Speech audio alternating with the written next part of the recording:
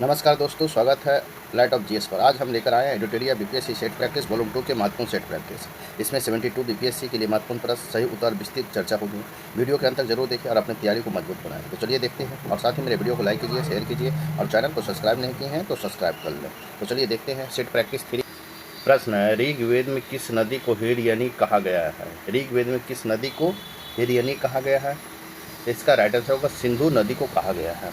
ऋग्वेद में सिंधु नदी और उसके आर्थिक महत्व के कारण हिरयनी कहा गया है तथा इनके गिरने की जगह पर प्रावर्त अर्थात अरब सागर बताई गई है। इस प्रकार राइट आंसर आपका बी होगा।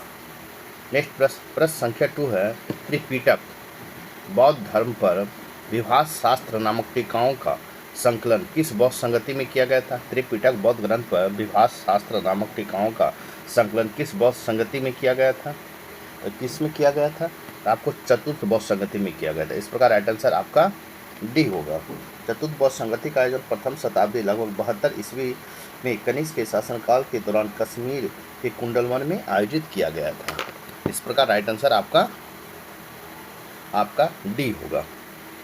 प्रश्न संख्या 3 देखेंगे, कथा निम्नलिखित कथनों पर विचार कीजिए। 1 में पाटलिपुत्र की स्थापना उदयन ने की थी।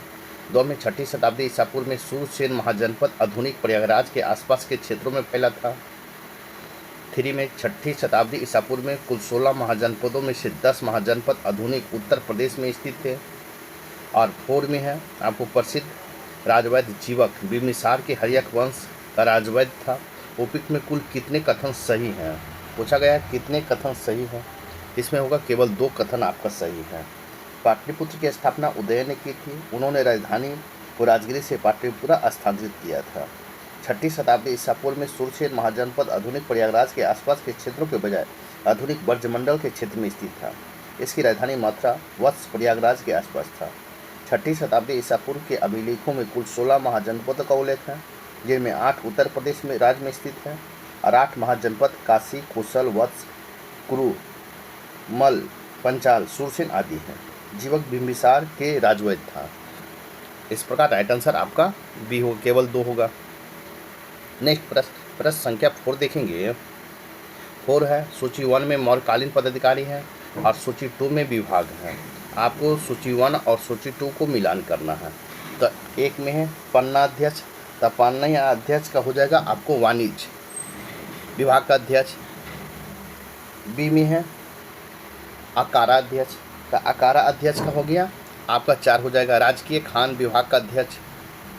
सी में है लक्षणाध्यक्ष, लक्षणाध्यक्ष होगा आपको छाप खाने का अध्यक्ष।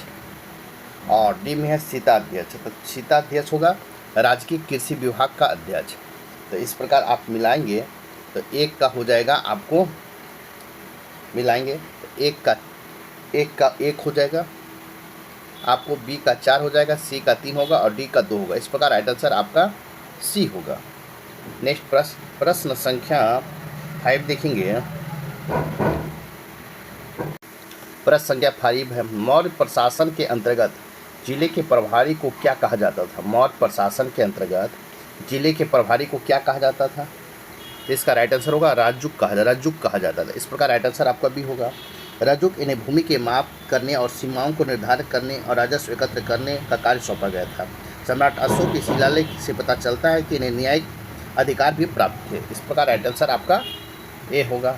नेक्स्ट प्रश्न संख्या 6 देखेंगे। विशाख दत्त कृत सुप्रसिद्ध भारतीय नाटक मुद्रा राक्षस की विषय वस्तु क्या है? कहता है विशाख दत्त कृत सुप्रसिद्ध भारतीय नाटक मुद्रा राक्षस की विषय वस्तु क्या है? तो इसका विषय वस्तु क्या है? तो प्रयास आपको उपयुक्त में से कोई नहीं। इस प्रकार राइट आंसर आपका डी होगा। डिटेल देखेंगे। भारतीय इतिहासकार डॉक्टर के.पी. जायसवाल ने विशाख दत्त को चंद्रगुप्त द्वितीय के समकालीन बताया है। उनके नाटक मुद्रा राक्षस से चंद्रगुप्त मौर्य की कृतियों का प्रकाश डालता है। इनमें चंद्रगुप्त मौर्य के समय राज दरबार में दूर भी सिंघियों का षड्यंत्र आदि का वर्णन मिलता है। ज्ञातव्य है कि मुद्रा राक्षस मौर्यकालीन इतिहास को समझने का एक स्रोत है। क्या है? मुद्रा राक्षस आपको जो है मौर्यकालीन समझने का एक स्रोत है। इस प्रकार राइट आंसर डी होगा। नेक्स्ट प्रश्न संख्या 7 देखेंगे। प्राचीन भारत का कौन सा प्रसिद्ध मंदिर काला पैगोडा के नाम से प्रसिद्ध है? काला पैगोडा के नाम से कौन सा मंदिर प्रसिद्ध है? तो आपको कोणार्क का सूर्य मंदिर प्रसिद्ध है, कोणार्क का सूर्य मंदिर। इस प्रकार राइट आंसर आपका भी होगा। उड़ीसा के पुरी नामक स्थान पर स्थित कोणार्क का विशाल सूर्य मंदिर 13वीं शताब्दी का है। यह अपनी विशिष्ट शैली के लिए प्रसिद्ध है। कोणार्क सूर्य मंदिर ब्लैक पगोड़ा के नाम से जाना जाता है, जबकि पुरी के जगन्नाथ मंदिर को व्हाइट पगोड़ा कहा जाता है। इस प्रकार राइट आंसर आपका बी होगा। नेक्स्ट प्रश्न संख्या 8 देखेंगे। रिक्त स्थान की पूर्ति विकल्प में दिए गए उचित शब्द के आधार पर कीजिए। एक में धार्मिक कविताओं का संकलन कुरल भाषा, किस भाषा में किया, कुरल को किस भाषा में किया गया है? धार्मिक कविताओं का संकलन कुरल किस भाषा में रचित है? तो किस भाषा में रचित है, इसका राइट आंसर हम देखेंगे। आपको किस भाषा में रचित है? तो आपको तमिल भाषा में रचित है। इस प्रकार राइट आंसर ये होगा। धार्मिक कविताओं का संकलन कुरल तमिल भाषा में रचित है। कुरल को तमिल साहित्य का बाइबिल और लघुवेद भी माना जाता है। इस प्रकार राइट आंसर आपका ए होगा। नेक्स्ट प्रश्न संख्या 9 है। दिल्ली सल्तनत के अंतर्गत स्वयं को खलीफा घोषित करने वाला पहला सुल्तान कौन था? दिल्ली सल्तनत के अंतर्गत स्वयं को खलीफा घोषित करने वाला पहला सुल्तान कौन था? तो आपको कौन था? तो देखेंगे। तो स्वयं को सुल्तान घोषित वाला कुतुबुद्दीन मुबारक शाह खिलजी था। कौन? कुतुबुद्दीन मुबारक शाह खिलजी था। इस प्रकार राइट आंसर आपका डी होगा। दिल्ली सल्तनत के अंतर्गत स्वयं को खलीफा घोषित करने वाला पहला सुल्तान कुतुबुद्दीन मुबारक शाह खिलजी तो 1316 से 20 ईस्वी तक स्वयं को खलीफा घोषित किया और उल इमाम अल वासिक विला खिलाफत वल्ला आदि का उपाधि ग्रहण की थी। इस प्रकार राइट आंसर आपका डी होगा। नेक्स्ट प्रश्न संख्या 10 देखेंगे। 10 है। महान मुगल सम्राट अकबर का जन्म राणा वीरसाल के महल में सन 1542 में हुआ था। राणा वीरसाल का महल कहाँ स्थित है? द महान मुगल सम्राट अकबर का जन्म राणा वीरसाल के महल में सन 1542 में हुआ था। तो राणा वीरसाल का महल कहाँ स्थित है? तो आपको कहाँ स्थित है? तो अमरकोट में स्थित है। इस प्रकार राइट आंसर आपका बी होगा। महान मुगल सम्राट अकबर का जन्म हुमायूं के प्रवसा काल के दौरान 1542 में अमरकोट सिंध पाकिस्तान की राणा वीरसाल के महल में हुआ था। अकबर की माता का नाम हमीदा बानो बेगम था। अकबर अपने जन्म के प्रारंभिक 3 वर्ष मिर्जा अस्करी के संरक्षण में रहा था। इस प्रकार राइट आंसर आपका बी होगा। नेक्स्ट प्रश्न संख्या 11 देखेंगे। प्रश्न संख्या 11 है। निम्नलिखित संधियों पर विचार कीजिए। 1 में है वेसिन की संधि, 2 में है सूरत की संधि, 3 में सालबाई की संधि और 4 में बड़गांव की संधि। उपरोक्त संधियों के काल क्रमानुसार व्यवस्थित कीजिए। तो देखेंगे वेसिन की संधि। तो वेसिन की संधि कब हुआ? तो 1802 ईस्वी में हुआ। कब? 1802 में हुआ है। उसके बाद देखेंगे हम सूरत की संधि कब हुआ? तो 1775 में हुआ है। फिर देखेंगे सालबाई की संधि। तो सालबाई की संधि हुआ सालबाई की संधि हुआ है आपको कब हुआ है? 1782 में, 82 में है। तो बड़गांव की संधि कब हुआ है? तो बड़गांव की संधि हुआ है 1779 में। इस प्रकार आप मिलाएंगे तो इसका राइट आंसर हो जाएगा आपको आगे बी होगा, फिर डी होगा, सी होगा, ए होगा। इस प्रकार राइट आंसर आपका डी होगा। आगे बी, फिर डी, सी और ए। इस प्रकार राइट आंसर आपका डी होगा। नेक्स्ट प्रश्न संख्या 12 देखेंगे। आपको सूची 1 और सूची 2 दिया गया है। सूची 1 में सूफी संप्रदाय है और सूची 2 में उसके संस्थापक हैं। आपको मिलान करना है। तो मिलान करना है तो देखेंगे सबसे पहले सुहरावर्दी। तो सुहरावर्दी हो जाएगा शिहाबुद्दीन। बी में फिरदौसी, तो फिरदौसी का होगा बहाउद्दीन। फिर होगा नक्शबंदी, तो नक्शबंदी का होगा ख्वाजा काकी विला। और फिर देखेंगे कादरी, तो कादरी का हो जाएगा शेख अब्दुल कादरी जिलानी। इस प्रकार आप मिलाएंगे ए का 3, बी का 1, सी का 2 और डी का 4 होगा। इस प्रकार राइट आंसर आपका सी होगा। नेक्स्ट प्रश्न संख्या 13 देखेंगे। प्रश्न संख्या 13 है। विख्यात संस्कृत ग्रंथ पंचतंत्र का फारसी भाषा में अनुवाद किसके द्वारा किया गया था? विख्यात संस्कृत ग्रंथ पंचतंत्र का फारसी भाषा में अनुवाद किसके द्वारा किया गया था? किसके द्वारा किया गया था? तो अबुल फजल के द्वारा किया गया था। इस प्रकार राइट आंसर आपका बी होगा। मुगल सम्राट अकबर ने 1556 से 1605 में अपने शासनकाल के दौरान अनुवाद विभाग स्थापित किया था। अनुवाद विभाग संस्कृत, अरबी, तुर्की और ग्रीक भाषाओं में अनेक कृतियों का अनुवाद फारसी भाषा में किया गया। उसी के अंतर्गत अबुल फजल ने संस्कृत ग्रंथ पंचतंत्र का फारसी भाषा में अनुवाद कर उसका नाम ER-ए दानिश रखा था। इस प्रकार राइट आंसर आपका बी होगा। नेक्स्ट प्रश्न संख्या 14 देखेंगे। रिक्त स्थान की पूर्ति विकल्प में दिए गए उचित शब्द के आधार पर कीजिए। एक में मराठा प्रशासन प्रणाली में चौथ की आय 2/3 माने 66% मराठा सरदारों को घोड़सवार रखने के लिए दिया जाता था, जिसे क्या कहते थे? तो जिसे क्या कहते थे, इसका हम देखेंगे क्या कहते थे। तब मोकासा कहते थे। इस प्रकार राइट आंसर आपका ये होगा। मराठा साम्राज्य में आय के दो प्रमुख स्रोत चौथ और सरदेशमुखी था। चौथ का कुल राजस्व 25% 1/4 होता था, जो उन राज्यों के मराठों के आक्रमण से बचने के लिए वसूला जाता था। इस चौथ से आय को 4 भागों में विभाजित किया जाता था। 25% छत्रपति के पास जाता था, जबकि बाप्ती कहा जाता था। 6% पंत सचिव को मिलता था। शेष बचा हुआ 2/3 लगभग 66% हिस्सा मराठा सरदारों को दिया जाता था, जो घुड़सवार सेना और सैनिक रखते थे, जिसे मोकासा कहा जाता था। इस प्रकार राइट आंसर आपका ए होगा। नेक्स्ट प्रश्न संख्या 15 देखेंगे। भारत में शुद्ध इस्लामिक शैली में निर्मित प्रथम मकबरा किस शासक का था? भारत में विशुद्ध इस्लामिक शैली में निर्मित प्रथम मकबरा किस शासक का था? तो किस शासक का था? तो आपको बलबन का था। इस प्रकार राइट आंसर आपका बी होगा। भारत में विशुद्ध इस्लामिक शैली से निर्मित प्रथम मकबरा सुल्तान बलबन द्वारा दिल्ली के किला राय पिथौरा के समीप बनवाया गया। स्वयं उसका मकबरा था। बलबन के मकबरे में सर्वप्रथम मेहराब का वास्तविक रूप से दिखाई देता है। मेहराब इस्लामी शैली का सशक्त प्रतीक माना जाता है। इस प्रकार राइट आंसर आपका बी होगा। नेक्स्ट प्रश्न संख्या 16 देखेंगे। 16 है, निम्नलिखित संगीत शास्त्रियों में से किसने हिंदुस्तानी शास्त्रीय संगीत के संस्थागत और लोकतांत्रिक बनाने के उद्देश्य से 1901 में लाहौर के पहले गंधर्व महाविद्यालय की स्थापना की थी? तथा निम्नलिखित संगीत शास्त्रियों में से किसने हिंदुस्तानी शास्त्रीय संगीत को संस्थागत और लोकतांत्रिक बनाने के उद्देश्य से 1901 में लाहौर में पहले गंधर्व महाविद्यालय की स्थापना की थी? तो किसने किया था?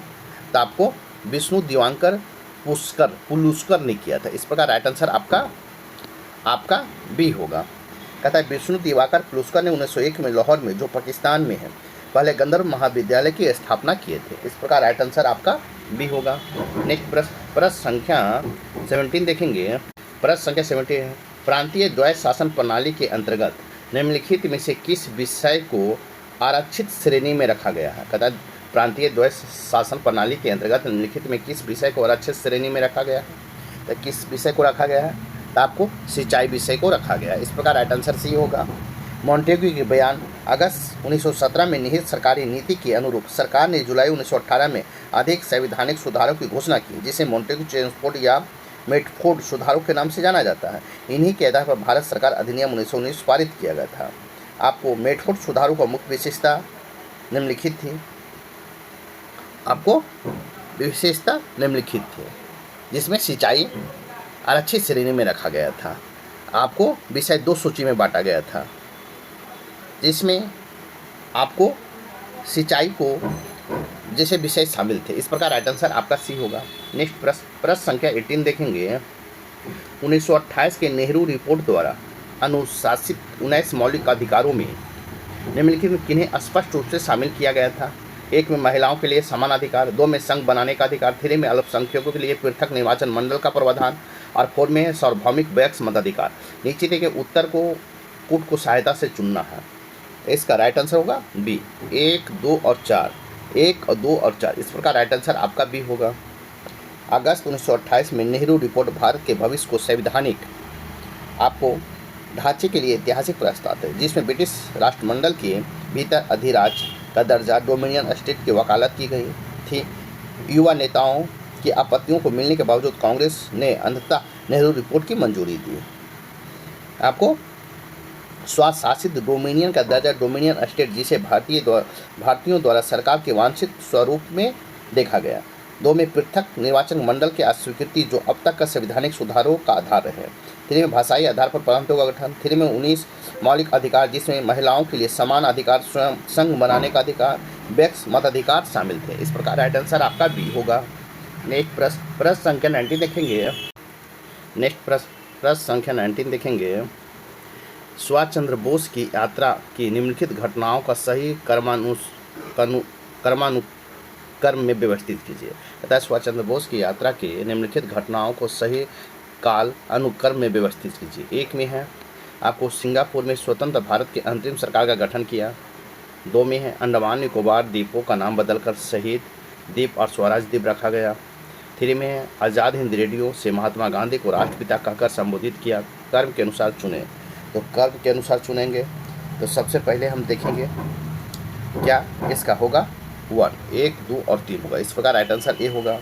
देखेंगे सुभाष चंद्र बोस का जन्म 23 जनवरी 1897 को बंगाल प्रेसिडेंसी के कटक में हुआ था। 1919 में कलकत्ता विश्वविद्यालय से स्नातक की उपाधि प्राप्त की और इंग्लैंड चले गए।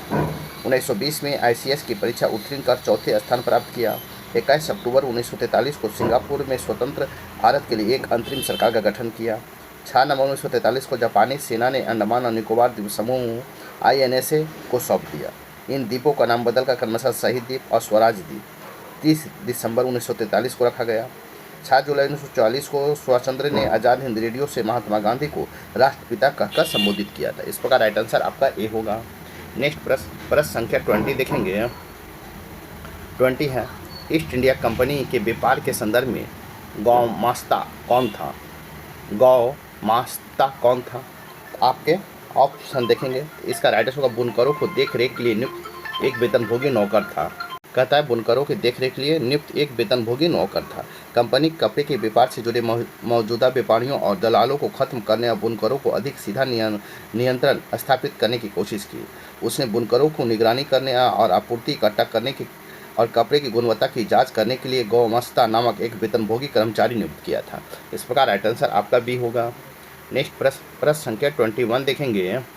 कहता है किस प्रमुख शक्ति या राज्य के सहायक संधि को स्वीकार किया जिसके परिणाम स्वरूप ब्रिटिश में सर्वोच्चता स्थापित? राइट आंसर हो जाएगा आपको सी, हैदराबाद, अवध और मराठा में। इस प्रकार राइट आंसर आपका सी होगा। आपको सहायक संधि राजनीतिक और सैन्य व्यवस्था थी जिसका इस्तेमाल ब्रिटिश ईस्ट इंडिया कंपनी भारतीय राज्यों की अपना वर्चस्व स्थापित करने के लिए किया था। इस प्रकार राइट आंसर आपका सी होगा। नेक्स्ट प्रश्न संख्या 22 देखेंगे। प्रार्थना समाज के संदर्भ में निम्नलिखित में से कौन से सामाजिक उद्देश्य के मूल उद्देश्य में निहित थे? प्रार्थना समाज के संदर्भ में निम्नलिखित में कौन से सामाजिक उद्देश्य उसके मूल निहित में थे? तो आपको मूल निहित में थे, इसका हो जाएगा लड़के लड़कियों के विवाह की आयु बढ़ाना। इस प्रकार राइट आंसर आपका। प्रश्न संख्या 23 है भारत के किस नेता ने 1940 के अगस्त प्रस्ताव को यह कहते हुए अस्वीकार कर दिया था कि डोमिनियन स्टेट की अवधारणा अब पूरी तरह से समाप्त हो चुकी है? तो किसने अस्वीकार कर दिया था? तो आपको जवाहरलाल नेहरू ने। इस प्रकार राइट आंसर आपका भी होगा। द्वितीय विश्व युद्ध में भारतीयों को सहयोग प्राप्त करने के लिए वायसराय ने अगस्त 1940 की घोषणा की जिसमें निम्नलिखित प्रस्ताव था। आपको निम्नलिखित प्रस्ताव था। कांग्रेस ने अगस्त प्रस्ताव को अस्वीकार कर दिया। नेहरू ने कहा कि डोमिनियन स्टेट की अवधारणा अब पूरी तरह से समाप्त हो चुकी है। गांधी ने कहा कि इस घोषणा ने राष्ट्रवादी और ब्रिटिश शासकों के बीच खाई को और गहरा कर दिया है। इस प्रकार राइट आंसर आपका बी होगा। नेक्स्ट प्रश्न संख्या 24 देखेंगे। किस गवर्नर जनरल के शासनकाल में रंजीत सिंह के साथ शाश्वत मित्रता की संधि पर हस्ताक्षर किए गए थे? तो किसके साथ किए गए थे? तो आपको लॉर्ड विलियम बेंटिंग के साथ शाश्वत मित्रता पर संधि पर हस्ताक्षर किए गए थे। इस प्रकार राइट आंसर आपका सी होगा।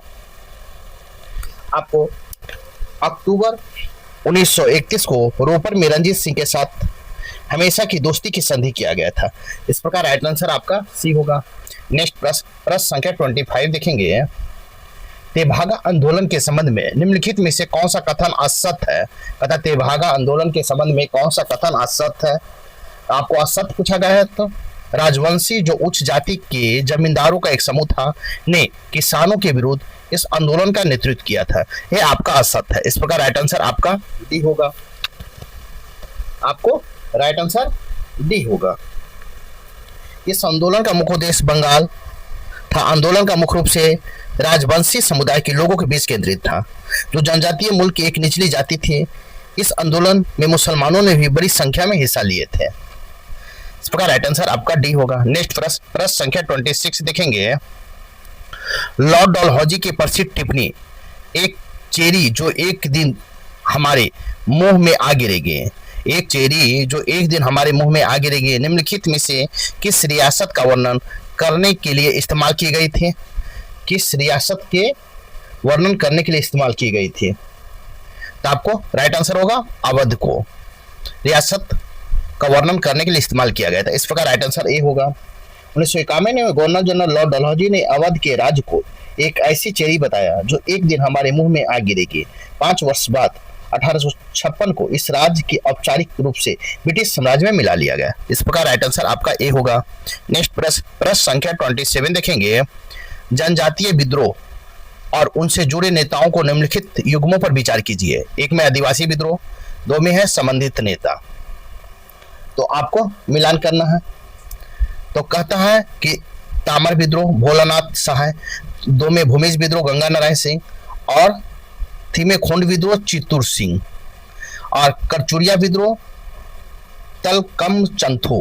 उपयुक्त में कितने सही सुमेलित है? कहता है कितने सही सुमेलित है? तो इसका राइट आंसर होगा केवल 3। आपको खोंड विद्रोह चित्तूर सिंह आपका सही सुमेलित है। इस प्रकार राइट आंसर आपका सी होगा। तमार विद्रोह छोटा नागपुर क्षेत्र ठेठ भोलानाथ सहाय के नेतृत्व में आदिवासियों ने अंग्रेजों द्वारा लागू की गई दोषपूर्ण और शोषणकारी राजस्व प्रणाली के खिलाफ विद्रोह किया। भूमिज विद्रोह 1833 में मानभू और सिंहभू की भूमि कोल नेतृत्वकर्ता गंगा नारायण सिंह थे।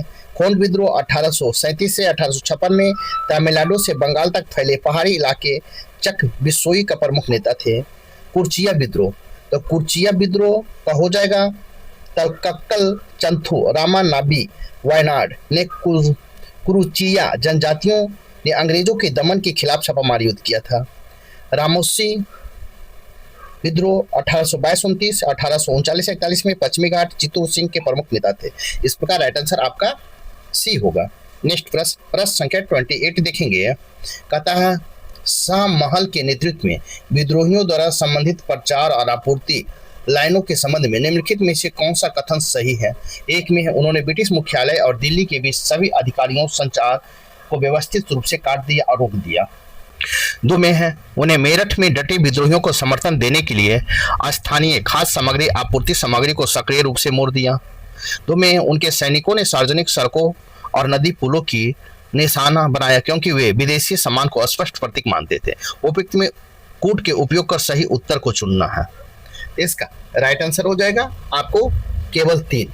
उनके सैनिकों ने सार्वजनिक सड़कों और नदी पुलों की निशान बनाया क्योंकि उन्हें विदेशी सामान के स्पष्ट प्रतीक मानते थे। इस प्रकार राइट आंसर आपका बी होगा। नेक्स्ट प्रश्न संख्या 29 देखेंगे। निम्नलिखित में कौन सा जोड़ा सही सुमेलित है? एक में इंडियन होम रूल सोसाइटी 1905 में पेरिस में स्थापित हुआ। दो में इंडियन हाउस भारतीय छात्रों के लिए एक छात्रावास के रूप में स्थापित हुआ। 3 में अजय सिंह पेरिस और जिनेवा से कार्य किए। कूट के प्रयोग कर सही उत्तर को चुनिए। तो कूट कर सही उत्तर को चुनने का रहा है तो इसका राइट आंसर होगा 2 और 3। 2 और 3 होगा। इस प्रकार राइट आंसर आपका सी होगा। कहता है इंडियन हाउस भारतीय छात्रों के लिए एक छात्रावास के रूप में स्थापित हुआ। 3 में अजय सिंह पेरिस और जिनेवा का कार्य किया। दोनों सही। इस प्रकार राइट आंसर आपका सी होगा। नेक्स्ट प्रश्न संख्या 13 देखेंगे। स्वतंत्रता संग्राम के दौरान शाखाराम गणेश दाउस्कर द्वारा लिखी गई पुस्तक देश्रेम कथा के संदर्भ में निम्नलिखित कथनों पर विचार कीजिए। एक में है इसमें औपनिवेशिक राजों द्वारा मन पर सम्मोहनकारी विजय के विरुद्ध चेतावनी दी गई थी। 2 में है इसमें स्वदेशी नुक्कड़ नाटकों और लोकगीतों के प्रदर्शन को प्रेरित किया। 3 में है देउस्कर द्वारा देश शब्द का प्रयोग बंगाल क्षेत्र के विशिष्ट संदर्भ में किया गया। उपयुक्त में से कौन सा कथन सही है? आपका कौन सा कथन सही है? इसका राइट आंसर होगा आपको 1 और 2 सही। 1 और 2 सही है।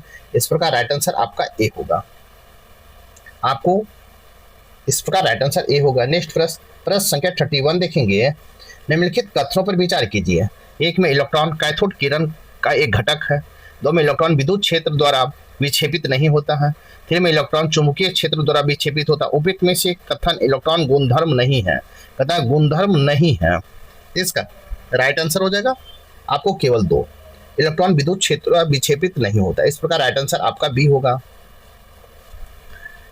आपको बी होगा। नेक्स्ट प्रश्न कहता है गतिमान आपको गतिमान इलेक्ट्रोचुंबकीय क्षेत्र का एक लॉरेंज वक्र का अनुभव करता है, जिसके कारण उसका विक्षेपण वेग और क्षेत्र दिशा दोनों लंबवत होता है। थॉमसन एक उपयुक्त लंबवत चुंबकीय क्षेत्र का सहायता है तथा विक्षेपण में विद्युत संतुलित करने में सक्षम थे। इस प्रकार राइट आंसर आपका बी होगा। नेक्स्ट प्रश्न संख्या 32 देखेंगे। निम्नलिखित में से कौन सा कथन सही है? कौन सा कथन सही है? इसका राइट आंसर होगा आपको 6C14, 7N15 और O8O16 आइसोटोप समूह है। इस प्रकार राइट आंसर आपका सी होगा। नेक्स्ट प्रश्न संख्या 33 है। निम्नलिखित में से कौन सा कथन सत्य है? कहता है कौन सा कथन सत्य है? एक में आइसोटोप हमेशा रेडियोधर्मी होते हैं। 2 में है अल्फा किरण हमेशा धनावेशित किरण होती है। 3 में बीटा किरण ऋणात्मक रूप से आवेशित और धनात्मक रूप से आवेशित दोनों तरह की हो सकती है। और 4 में है गामा किरण चुंबकीय क्षेत्रों में विक्षेपित हो सकती है। इसका राइट आंसर हो जाएगा आपको बी। 2 और 3 होगा। इस प्रकार राइट आंसर आपका बी होगा। नेक्स्ट प्रश्न संख्या 34 देखेंगे।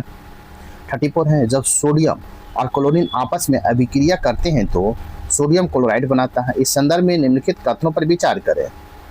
1 में है ऊर्जा मुक्त होती है और आयनिक बंधन बनता है। 2 में ऊर्जा मुक्त होती है और सहसंयोजक बंधन बनता है। 3 में ऊर्जा अवशोषित होती है और एक आयनिक बंधन बनता है। 4 में ऊर्जा अवशोषित होती है और यह सहसंयोजक बंधन बनता है। उपयुक्त में से कौन सा कथन सही है? तो कौन सा कथन सही? इसका राइट आंसर केवल 1 ऊर्जा मुक्त होती है और एक आयनिक बंधन बनता है। ये आपका सही। इस प्रकार राइट आंसर आपका ए होगा। नेक्स्ट प्रश्न संख्या 35 देखेंगे। प्रश्न संख्या 35 रासायनिक तत्वों के आवर्त सारणी के संदर्भ में निम्नलिखित कथनों पर विचार करें। रासायनिक आवर्त सारणी के संदर्भ में निम्नलिखित कथनों पर विचार करें। 1 में आवर्त सारणी आयनीकरण विभव धीरे धीरे कम होता जाता है। 2 में तत्वों का एक समूह जैसे जैसे परमाणु भार बढ़ता है इलेक्ट्रॉन बंधुता कम हो जाती है। 3 में दिए गए आवर्त सारणी जैसे परमाणु कोणांक बढ़ता है विद्युत ऋणात्मक कम होती जाती है। कौन सा कथन गलत है? तो कौन सा गलत है? तो आपको 1 और 3 आपको गलत है। 1 और 3 गलत है। इस प्रकार राइट आंसर आपका सी होगा। नेक्स्ट प्रश्न संख्या 36 देखेंगे। निम्नलिखित में से कौन सा कथन सही है? निम्नलिखित में से कौन सा कथन सही है? तो कौन सा कथन सही है? इसका राइट आंसर पानी की टंकियों में फंगस मारने के लिए कॉपर सल्फेट का उपयोग किया जाता है। इस प्रकार राइट आंसर आपका बी होगा।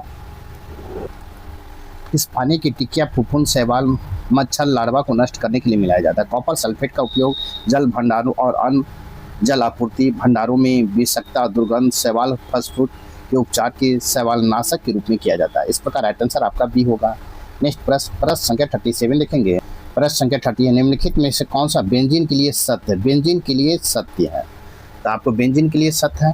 इसका राइट आंसर होगा इसमें 12 सिग्मा और 3 पाई बॉन्ड होते हैं। इसमें 12 सिग्मा और 3 पाई बॉन्ड होते हैं। इस प्रकार राइट आंसर आपका सी होगा।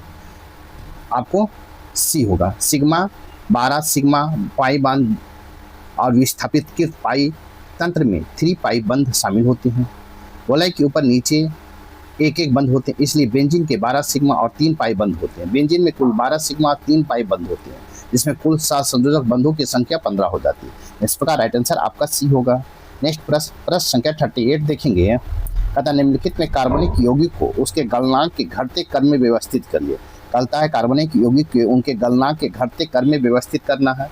इसका हो जाएगा एसिटिक अम्ल, क्लोरोफॉर्म, एथेनॉल और मीथेन हो जाएगा। इस प्रकार राइट आंसर आपका डी होगा। नेक्स्ट प्रश्न संख्या 39 देखेंगे। कहता निम्नलिखित कथनों पर विचार करें। कथन 1 में है मल्टोज जल अपघटक और ग्लूकोज 2 अणु देता है। कथन 2 में है माल्ट का उपयोग माल्टोवा जैसे स्वास्थ्य पेय पदार्थ के निर्माण में किया जाता है। दिए गए कूट को सही उत्तर को चुनना है। इसका राइट आंसर हो जाएगा आपको दोनों कथन सत्य है, लेकिन कथन 2 जो है एक की सही व्याख्या नहीं है। इस प्रकार राइट आंसर आपका बी होगा। नेक्स्ट प्रश्न संख्या 14 देखेंगे। आपको 14 है सूची 1 और सूची 2 दिया गया है। सूची 1 में रासायनिक यौगिक है और सूची 2 में उपयोग है। आपको मिलान करना है। तो मिलान करना है तो देखेंगे 1 में है पोटेशियम ब्रोमाइड। तो पोटेशियम ब्रोमाइड का उपयोग किया जाता है फोटोग्राफी में। फिर देखेंगे पोटेशियम नाइट्रेट का उपयोग कहाँ किया जाता है? तो आपको गन पाउडर में किया जाता है। सी में पोटेशियम सल्फेट का उपयोग कहाँ किया जाता है? तो आपको उर्वरक के रूप में किया जाता है। फिर देखिए मोनो पोटेशियम टार्टरेट का तो बेकरी में किया जाता है। इस प्रकार मिलाएंगे तो ए का 2, बी का 4, सी का 1 और डी का 3 होगा। इस प्रकार राइट आंसर आपका ए होगा। नेक्स्ट प्रश्न संख्या 41 देखेंगे। नाइट्रिक एसिड HNO3 के 0.01 m विलियन का pH ज्ञात कीजिए। तो pH ज्ञात करना कर रहा है, इसका राइट आंसर होगा 2 होगा। इस प्रकार राइट आंसर आपका ए होगा। नेक्स्ट प्रश्न संख्या 42 देखेंगे। खाने से जुड़े रासायनिक यौगिक पर विचार कीजिए। खाने से जुड़े रासायनिक यौगिकों पर विचार कीजिए। इसमें हो जाएगा आपको मोनोसोडियम ग्लूटामेट खाद्य रंग है, और उसके बाद हो जाएगा टॉट्रिजीन फ्लेवर बढ़ाने वाला है। इस प्रकार आप मिलाएंगे, इसका राइट आंसर हो जाता उपयुक्त में कौन से जोड़े गलत मिलाए गए हैं। तो आपका एक और 3 गलत होगा। इस प्रकार राइट आंसर आपका डी होगा। नेक्स्ट प्रश्न संख्या 43 देखेंगे। एटॉमिक स्केल पर लंबाई के सुविधाजनक इकाई एंगस्ट्रॉम है, जो किसकी माप की इकाई है। एटॉमिक स्केल पर लंबाई की सुविधाजनक इकाई एंगस्ट्रॉम है, जो किसकी माप की इकाई है। किसकी माप की इकाई है तो तरंगदैर्घ्य की माप की इकाई। इस प्रकार राइट आंसर आपका सी होगा। तथा उदाहरण के लिए दृश्य प्रकाश तरंगदैर्घ्य लगभग 4000 एंगस्ट्रॉम से 7000 एंगस्ट्रॉम तक होती है। इस प्रकार राइट आंसर आपका सी होगा। नेक्स्ट प्रश्न संख्या 44 है। जब कोई वस्तु किसी वृत्ताकार पथ पर 2 पूर्ण चक्कर लगाती है तो क्या होता है। 1 में है तय की गई दूरी का मान 0 होता है। 2 में तय की गई दूरी का मान वृत्ताकार पथ पर परिधि के बराबर होती है। 3 में विस्थापन का मान वृत्ताकार पथ की परिधि के मान के दुगना होता है। 4 में विस्थापन का मान 0 होता है। उपयुक्त में से कौन सा कथन असत्य है। इसका राइट आंसर होगा 1, 2 और 3। 1, 2 और 3 आपका असत्य है। इस प्रकार राइट आंसर आपका सी होगा। नेक्स्ट प्रश्न संख्या 45 देखेंगे। प्रश्न संख्या 45 देखेंगे। सूची 1 और सूची 2 दिया गया है। सूची 1 में जड़त्व को प्रकार है और सूची 2 में उदाहरण है। आपको मिलान करना है। तो मिलान करना है तो देखेंगे दिशा का जड़त्व। तो दिशा का जड़त्व होगा 2। जब बस मुड़ती है तो यात्री बाहर की ओर झुक जाती है। बी में है विराम का जड़त्व, इसका हो जाएगा 1। कम्बल को पीटने पर धूल के कण अलग हो जाते हैं। सी में गति का जड़त्व, इसका होगा 3। जब एक तेज घोड़ा अचानक रुक जाता है तो सवार आगे की ओर झुक जाता है। इस प्रकार मिलाएंगे तो 1 का 2, बी का 1, सी का 3 होगा। इस प्रकार राइट आंसर आपका बी होगा। प्रश्न संख्या 46 देखेंगे। आपको प्रश्न संख्या 46 निम्नलिखित कथनों पर विचार करें। 1 में किसी वस्तु का द्रव्यमान चंद्रमा पर पृथ्वी की तुलना में कम होता है। 2 में किसी वस्तु का भार वह बल है जिसमें गुरुत्वाकर्षण द्वारा आकर्षित होता है। 3 में किसी वस्तु का भार ध्रुवों व भूमध्य रेखा से कम हो जाता है। उपयुक्त में से कौन सा कथन सही है। अतः कौन सा कथन सही है तो आपको 2 और 3 आपका सही है। इस प्रकार राइट आंसर आपका बी होगा। नेक्स्ट प्रश्न संख्या 47 देखेंगे। प्रश्न 47 निम्नलिखित कथनों में से कितने कथन मैग्रस प्रभाव को प्रदर्शित नहीं करते। मैग्रस प्रभाव को प्रदर्शित नहीं करते हैं। 1 में घूमती हुई गेंद, 2 में हवाई जहाज के पंख की आकृति, 3 में कीटनाशक के छिड़काव करने के लिए उपयुक्त उपकरण। कूट की सहायता से आपको चुनना है। इसका राइट आंसर केवल 2। इस प्रकार राइट आंसर आपका बी होगा। मैग्रस प्रभाव एक ऐसी परिघटना है जो घटित होती है तब इसकी घूमती हुई किसी वस्तु तरल जैसे हवा में होकर गुजरती है और उत्प्लावक बल उत्पन्न होता है, जिसके कारण वस्तु मार्ग अपने मूल पथ पर विचलित होती है। इस प्रकार राइट आंसर आपका बी होगा। नेक्स्ट प्रश्न संख्या 48 देखेंगे। 48 है। 1, 2 ओम और 1, 3 ओम की प्रतिरोधक समांतर क्रम में जुड़े हैं। यह संयोजन 1, 4 ओम प्रतिरोध के साथ श्रेणी क्रम में जुड़ा है। 2 ओम के प्रतिरोध से प्रभावित धारा 2A है तो स्रोत से प्रभावित कुल धारा कितना है। तो आपको देखना है। तो इसका राइट होगा 3.33 एंगस्ट्रॉम होगा। इस प्रकार राइट आंसर आपका बी होगा। नेक्स्ट प्रश्न संख्या 49 देखेंगे। कहता है एक ध्वनि तरंग का आयाम दोगुना कर दिया जाता है तो निम्नलिखित में क्या बदलता है। एक ध्वनि तरंग का आयाम दोगुना कर दिया जाता है तो निम्नलिखित में क्या बदलता है। तो चाल बदलता है। इस प्रकार राइट आंसर आपका सी होगा। क्या होगा आपका चाल होगा। तथा एक यांत्रिक ध्वनि तरंग की चाल पूरी तरह से उस माध्यम के गुणों पर निर्भर करता है जिससे होकर गुजरती है, जैसे माध्यम का घनत्व और प्रत्यास्थता उसके तापमान पर तथा तरंग के आयाम पर निर्भर करती है, इसलिए आयाम को बदलने के लिए तरंग की चाल पर कोई प्रभाव नहीं पड़ता। इस प्रकार राइट आंसर आपका सी होगा। प्रश्न संख्या 15 देखेंगे, कहता निम्नलिखित में से कौन सा कथन जीवन प्रभाव का सही वर्णन करता है। तो जीवन प्रभाव का सही वर्णन करता है, आपको इसमें चुंबकीय क्षेत्र की उपस्थिति में स्पेक्ट्रम रेखाओं का विखंडन शामिल होता है। इस प्रकार राइट आंसर आपका बी होगा। जीनम प्रभाव का परिघटना है जिसमें एक स्थिर बाहरी चुंबकीय क्षेत्र के अंतर्गत एकल स्पेक्ट्रम रेखा कई घटकों में विभाजित हो जाती है। जब कोई परमाणु प्रकाश उत्सर्जित है या अवशोषित करता है तो उसके इलेक्ट्रॉन विभिन्न इलेक्ट्रॉन ऊर्जा के स्तरों के बीच संक्रमण करते हैं। एक समान वातावरण में कई परमाणु क्वांटम अवस्थाएं बिल्कुल समान ऊर्जा स्तर साझा करती। इस स्थिति को अस्पष्टता के रूप में जाना जाता है। इस प्रकार राइट आंसर आपका बी होगा। नेक्स्ट प्रश्न संख्या 51 देखेंगे। साथ ही वीडियो को लाइक कीजिए, शेयर कीजिए, चैनल को सब्सक्राइब नहीं किए हैं तो सब्सक्राइब कर लें। देखेंगे प्रश्न संख्या 51 में सूची 1 और सूची 2 दिया गया है। सूची 1 में वाहक रोग है और सूची 2 में संबंधित रोग है। तो एक में है क्यूलेक्स मच्छर, तो क्यूलेक्स मच्छर होगा आपको एलिफेंटियासिस 3 हो जाएगा। बी में है टीसी मक्खी, तो टीसी मक्खी का 1 होगा ट्रिपैनोसोमियासिस। और सी में है सैंड फ्लाई, तो सैंड फ्लाई का हो जाएगा आपको 4 होगा लिस्मैनेसिस। और डी में है आपको फिलिया, तो इसका हो जाएगा प्लेग 2 हो जाएगा। इस प्रकार आप मिलाएंगे, ए का 3, बी का 1, सी का 4 और डी का 2 होगा। इस प्रकार राइट आंसर आपका बी होगा। नेक्स्ट प्रश्न संख्या 52 देखेंगे। प्रश्न संख्या 52 है, प्रतिरक्षा प्रणाली के बारे में नीचे दिए कथनों में से कौन सा कथन गलत है। गलत पूछा है। एक में उपार्जित प्रतिरक्षा खास होती है और इसे प्रक्रिया के रूप में या निष्क्रिय रूप में हासिल किया जा सकता है। 2 में माँ के पहले दूध में मौजूद LGA एंटीबॉडी प्राकृतिक निष्क्रिय उपार्जित प्रतिरक्षण के उदाहरण है लेकिन LGM नहीं। 3 में है आपको एलर्जी होने पर शरीर में LGM प्रकार के इम्यूनोग्लोबुलिन बनाता है। 4 में है LGE प्रकार का तत्काल हाइपर सेंसिटिव प्रतिक्रियाओं का मुख्य भूमिका निभाता है।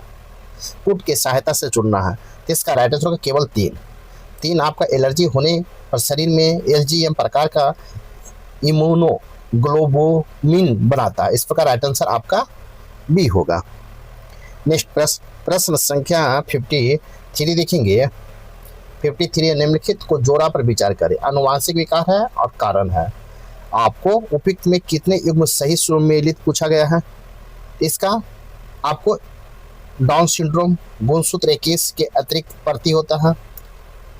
क्लाइनफेल्टर सिंड्रोम X गुणसूत्र की अधिकता और आपको टर्न सिंड्रोम 1 X गुण की कमी। और 4 में है सिकल से एनीमिया उत्परिवर्तन। इसको मिलाएंगे, इसका राइट आंसर इनमें से सभी आपका सही है। आपका इनमें सही है। इस प्रकार राइट आंसर आपका डी होगा। नेक्स्ट प्रश्न संख्या 54 देखेंगे। आपको 54 देखेंगे, किंगडम प्रोटिस्टा के बारे में गलत कथनों को पहचान करिए। 1 में सभी प्रोटिस्टा एक कोशिकीय और गतिशील होते हैं। 2 में है क्राइसोफाइटस की कोशिका भीति में सिलिका जड़ी होती है। 3 में है ग्लूकोनाइट्स और प्रोटीन युक्त पेलिकल होता है। और 4 में प्रतिकूल परिस्थितियों में स्लाइम मोल्डस प्लाज्मोडियम बनते हैं। कूट के सहायता से आपको चुनना है। इसका राइट आंसर हो जाएगा आपको 1 और 4। इस प्रकार राइट आंसर आपका ए होगा। सभी प्रोटिस्टा एक कोशिकीय वाले यूनिसेलुलर यूकैरियोट्स होते हैं, हालांकि वे सभी चल फिर नहीं सकते हैं। कई प्रोटिस्ट में फ्लैजेला, सिलिया और यूडोपोडिया नहीं होते हैं, वे खुद से हिलडुल नहीं सकते हैं। इस प्रकार राइट आंसर आपका ए होगा। नेक्स्ट प्रश्न संख्या 55 देखेंगे। उमंग के बारे में निम्नलिखित में से कौन सा कथन सत्य है। सत्य 1 में पंखुड़ियों से जुड़े पुकेसर दलगर कहलाते हैं। बी में है 2 में है पुकेसर एक बंडल से जुड़े होते हैं जो एक संघीय कहते हैं। 3 में है परिदलगर पुकेसर लिली में पाए जाते हैं। और 4 में बहुसंघीय स्थिति का अर्थ है पुकेसर स्वतंत्र होते हैं। आपको कूट की सहायता से चुनना है। इसका राइट आंसर होगा 1, 2, 3 और 4 सभी सत्य है। इस प्रकार राइट आंसर आपका सी होगा। नेक्स्ट प्रश्न संख्या 57 देखिए 56 देखेंगे। प्रश्न संख्या 56 देखेंगे। संयोजी उत्तक के संबंध में निम्नलिखित कथनों पर विचार करें। एक में एरियोल उत्तक एक ढीला संयोजी उत्तक है। दो में वसा उत्तक एक प्रकार का संयोजी उत्तक है। 3 में उपस्थिति संबंधी और खनिजयुक्त होते हैं। और 4 में है रक्त में लाल मैट्रिक्स प्लाज्मा होती है। उपयुक्त में से कौन सा कथन आपका सही है? इसका राइट आंसर होगा 1 और 4 आपका सही। 1 और 4 आपका सही। इस प्रकार राइट आंसर आपका सी होगा। नेक्स्ट प्रश्न संख्या 57 देखेंगे। निम्नलिखित में से कौन एक झिल्ली रहित कोशिकांग है जो प्रोकैरियोटिक और यूकैरियोटिक दोनों प्रकार की कोशिकाओं में पाया जाता है? कहता है प्रोकैरियोटिक और यूकैरियोटिक दोनों प्रकार की कोशिकाओं में पाया जाता है। इसका राइट आंसर देखेंगे राइबोसोम में पाया जाता है। इस प्रकार राइट आंसर आपका ए होगा। राइबोसोम झिल्ली रहित राइबोन्यूक्लियो प्रोटीन कण होते हैं जो सभी कोशिकाओं में मौजूद होते हैं। इस प्रकार राइट आंसर आपका ए होगा। नेक्स्ट प्रश्न संख्या 58 देखेंगे। दो न्यूरॉन के बीच के जोड़े को क्या कहते हैं? दो न्यूरॉन के बीच के जोड़े को क्या कहते हैं? तो आपको सिनेप्स कहते हैं। सिनेप्स। इस प्रकार राइट आंसर आपका डी होगा। सिनेप्स एक न्यूरॉन और प्री सिंटेप्स एक्सॉन टर्मिनल और दूसरे न्यूरॉन पोस्ट सिंटेप्स डेट्राइट द सेल बॉडी के बीच का कार्यात्मक जोड़ा या खाली जगह होता है। यह न्यूरो ट्रांसमीटर नामक विशेष रासायनिक संदेहवाहकों को एक तंत्रिका कोशिका से दूसरे तक संकेत भेजने में मदद करता है। इस प्रकार राइट आंसर आपका डी होगा। नेक्स्ट प्रश्न संख्या हम देखेंगे। प्रश्न संख्या 59 देखेंगे। कहता है सूची 1 और सूची 2 दिया गया है। सूची 1 में हार्मोन है और सूची 2 में टारी है। प्रोलैक्टिन, इसका हम देखेंगे प्रोलैक्टिन का हो जाएगा 3 हो जाएगा। स्तन ग्रंथियों का विकास को उत्तेजित करता है। बी में है पीटीएच, तो पीटीएच का 1 होगा रक्त में कैल्शियम के बढ़े हुए स्तर को नियंत्रित करता है। 3 में है कोर्टिसोल, कोर्टिसोल होगा 4, तनाव के प्रति प्रतिक्रिया देने वाला। और डी में एड्रेनालिन, इसका होगा आपको आपातकालीन लड़ो या भागो प्रतिक्रिया को नियंत्रित करता है। इसका राइट आंसर 1 का 3, बी का 1, सी का 4 और डी का 2। इस प्रकार राइट आंसर आपका बी होगा। नेक्स्ट प्रश्न संख्या 16 देखेंगे। आपको सूची 1 और सूची 2 दिया गया है। सूची 1 में वैज्ञानिक है और सूची 2 में योगदान है। 1 में हार्डी वेनवर्ग, तो हार्डी वेनवर्ग का हो जाएगा 1 आनुवांशिक संतुलन सिद्धांत। 2 में ह्यूगो डो ब्रिज, इसका हो जाएगा 2 विकास का उत्परिवर्तन सिद्धांत। सी में है अर्नेस्ट हैकेल, इसका हो जाएगा 3 पुनर्पूंजीकरण सिद्धांत। और डी में है ओपेरिन और हाल्डेन, तो जीवन का रासायनिक विकास। कूट की सहायता से आपको चुनना है। तो इसका राइट आंसर 1 का 1, बी का 2, सी का 3 और डी का 4। इस प्रकार राइट आंसर आपका डी होगा। नेक्स्ट प्रश्न संख्या 61 देखेंगे। प्रश्न संख्या 61 है। निम्नलिखित कथनों पर विचार कीजिए। 1 में जोहानसन कैपलर ने प्राहीय कक्षाओं की खोज की तुरंत इसने पृथ्वी के ब्रह्मांड का केंद्र माना। 2 में कोपरनिकस के अनुसार सूर्य ब्रह्मांड का केंद्र पर है तथा सभी ग्रह इनकी परिक्रमा करते हैं। उपयुक्त में से कौन सा कथन सही है? कौन सा कथन सही है? इसका राइट केवल 2, कोपरनिकस के अनुसार सूर्य ब्रह्मांड का केंद्र पर है तथा सभी ग्रह इसकी परिक्रमा करते हैं। इस प्रकार राइट आंसर आपका बी होगा। नेक्स्ट प्रश्न संख्या 62 देखेंगे। बघेल खंड का पठार किन क्षेत्रों को अलग करता है? बघेल खंड का पठार किन क्षेत्रों को अलग करता है? आपको केंद्रीय उच्च भूमि और पूर्वी पठार को अलग करता है। केंद्रीय उच्च भूमि और पूर्वी पठार को अलग करता है। इस प्रकार राइट आंसर आपका बी होगा। बघेलखंड का पठार भारत के प्रायद्वीपीय पठार का एक हिस्सा है जो भौगोलिक रूप से केंद्रीय उच्च भूमि और पूर्वी पठार के बीच स्थित है। इस प्रकार राइट आंसर बी होगा। नेक्स्ट प्रश्न संख्या 63 है। सूची 1 और सूची 2 दिया गया। सूची 1 में दोआब है और सूची 2 में नदी है। आपको मिलान करना है। 1 में विस्त दोआब, तो विस्त दोआब का हो जाएगा ब्यास और सतलज। बी में है बारी दोआब, तो इसका हो जाएगा 2 ब्यास नदी रावी 2 हो जाएगा। सी में रचना दोआब, तो रचना दोआब का 1 हो जाएगा, रावी चिनाब हो जाएगा 1। फिर है चच दोआब, तो इसका हो जाएगा आपको चिनाब झेलम। इस प्रकार मिलाएंगे तो 1 का 3 आपको 1 का 3, बी का 2, सी का 1 और डी का 4 होगा। इस प्रकार राइट आंसर आपका डी होगा। नेक्स्ट प्रश्न संख्या 64 देखेंगे। राजस्थान के मरुस्थलीय परिदृश्य को प्रभावित होने वाली एक अल्पकालीन प्रवाह वाली नदी जिसका उद्गम अरावली पर्वतमाला के पश्चिमी ढाल में होता है। आगे चलकर यह लूनी नदी के अभिन्न अंग बनती है, उनमें विलीन हो जाती है। उपयुक्त विशेषताओं के आधार पर उस नदी की पहचान कीजिए।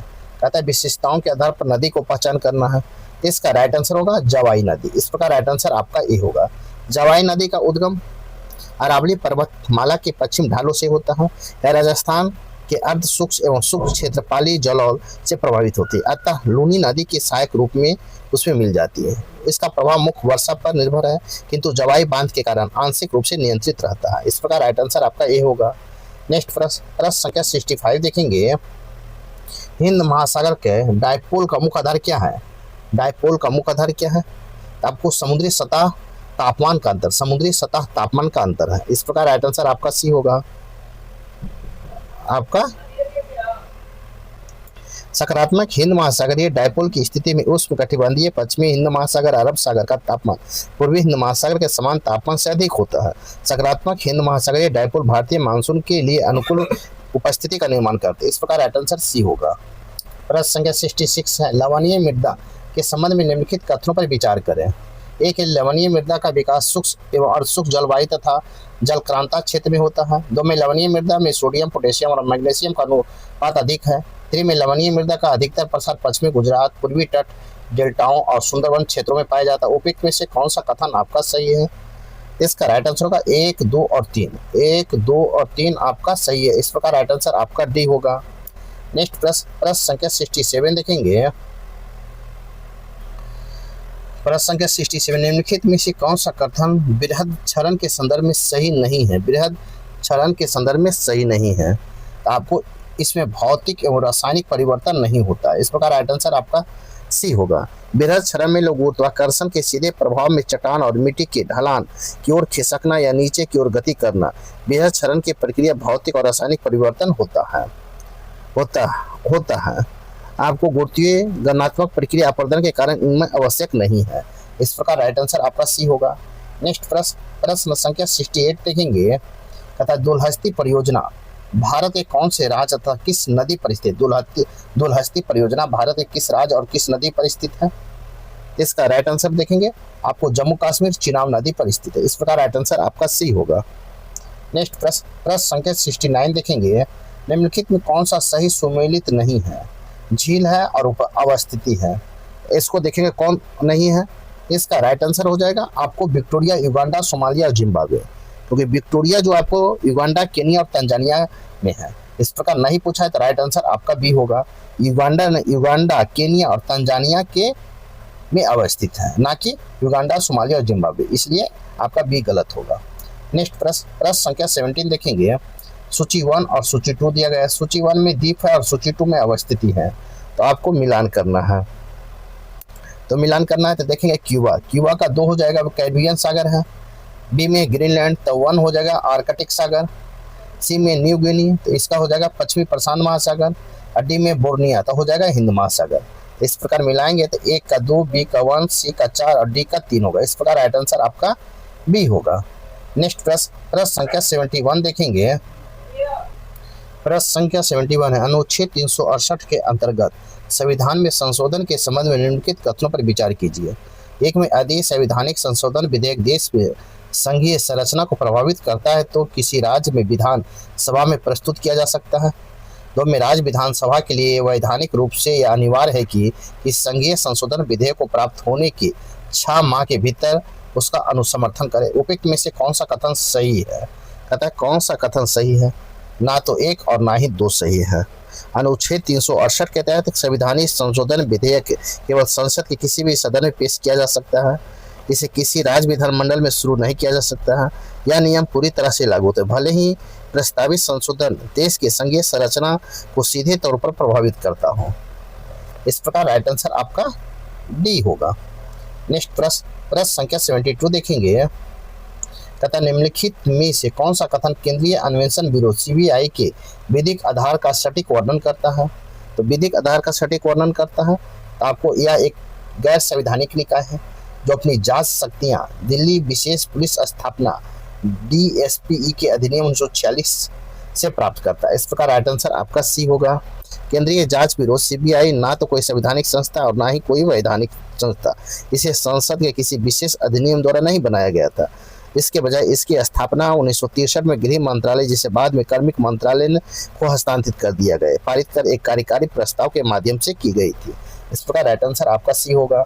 नेक्स्ट प्रश्न संख्या 73 देखेंगे। कहता है यदि कोई राज्य सरकार राज्य के भीतर रेल मार्ग के रखरखाव से संबंधित किसी वैध संघीय निर्देश को लागू करने से स्पष्ट रूप से इनकार कर देती है तो किसी विशिष्ट अनुच्छेद के तहत राष्ट्रपति यह घोषित कर सकते हैं कि उस राज्य की सरकार का संचालन संविधान के अनुसार नहीं किया जा रहा है, तो नहीं किया जा रहा है। तो इसका राइट आंसर अनुच्छेद 365 में। इस प्रकार राइट आंसर आपका डी होगा।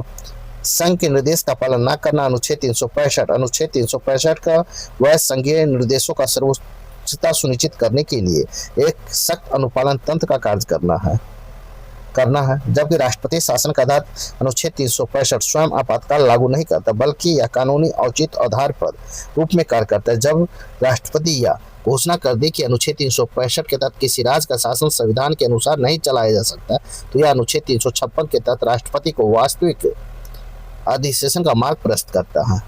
इस प्रकार राइट आंसर आपका डी होगा। नेक्स्ट प्रश्न संख्या 74 देखेंगे। निम्नलिखित में से किस महत्वपूर्ण समिति ने मूल रूप से सतर्कता के क्षेत्र में सरकार की एजेंसियां के सलाह और मार्गदर्शन देने के लिए केंद्रीय सतर्कता आयोग सीबीसी की स्थापना की सिफारिश की थी? इसका राइट होगा संथानम समिति। इस प्रकार राइट आंसर आपका बी होगा। केंद्रीय सतर्कता आयोग सीबीसी की स्थापना 1964 में केंद्र सरकार के कार्यकारी प्रस्ताव द्वारा की गई थी। इसके गठन भ्रष्टाचार निवारण समिति की सिफारिश पर सीधा परिणाम था। इस समिति के गठन श्री के संथानम एक प्रमुख संसद की अध्यक्षता में नौकरशाही और भीतर बढ़ते भ्रष्टाचार के खतरे को निपटने के लिए किया गया था। इस प्रकार राइट आंसर बी होगा। नेक्स्ट प्रश्न संख्या 75 देखेंगे। संविधान के अनुच्छेद 339A के अंतर्गत राष्ट्रीय राजधानी क्षेत्र दिल्ली की विधानसभा के राज्य सूची में शामिल सभी विषयों को कानून बनाने का अधिकार प्राप्त है, सिवाय किसके सिवाय है? तो इसका राइट आंसर हम देखेंगे। इसका राइट आंसर होगा पुलिस सार्वजनिक व्यवस्था की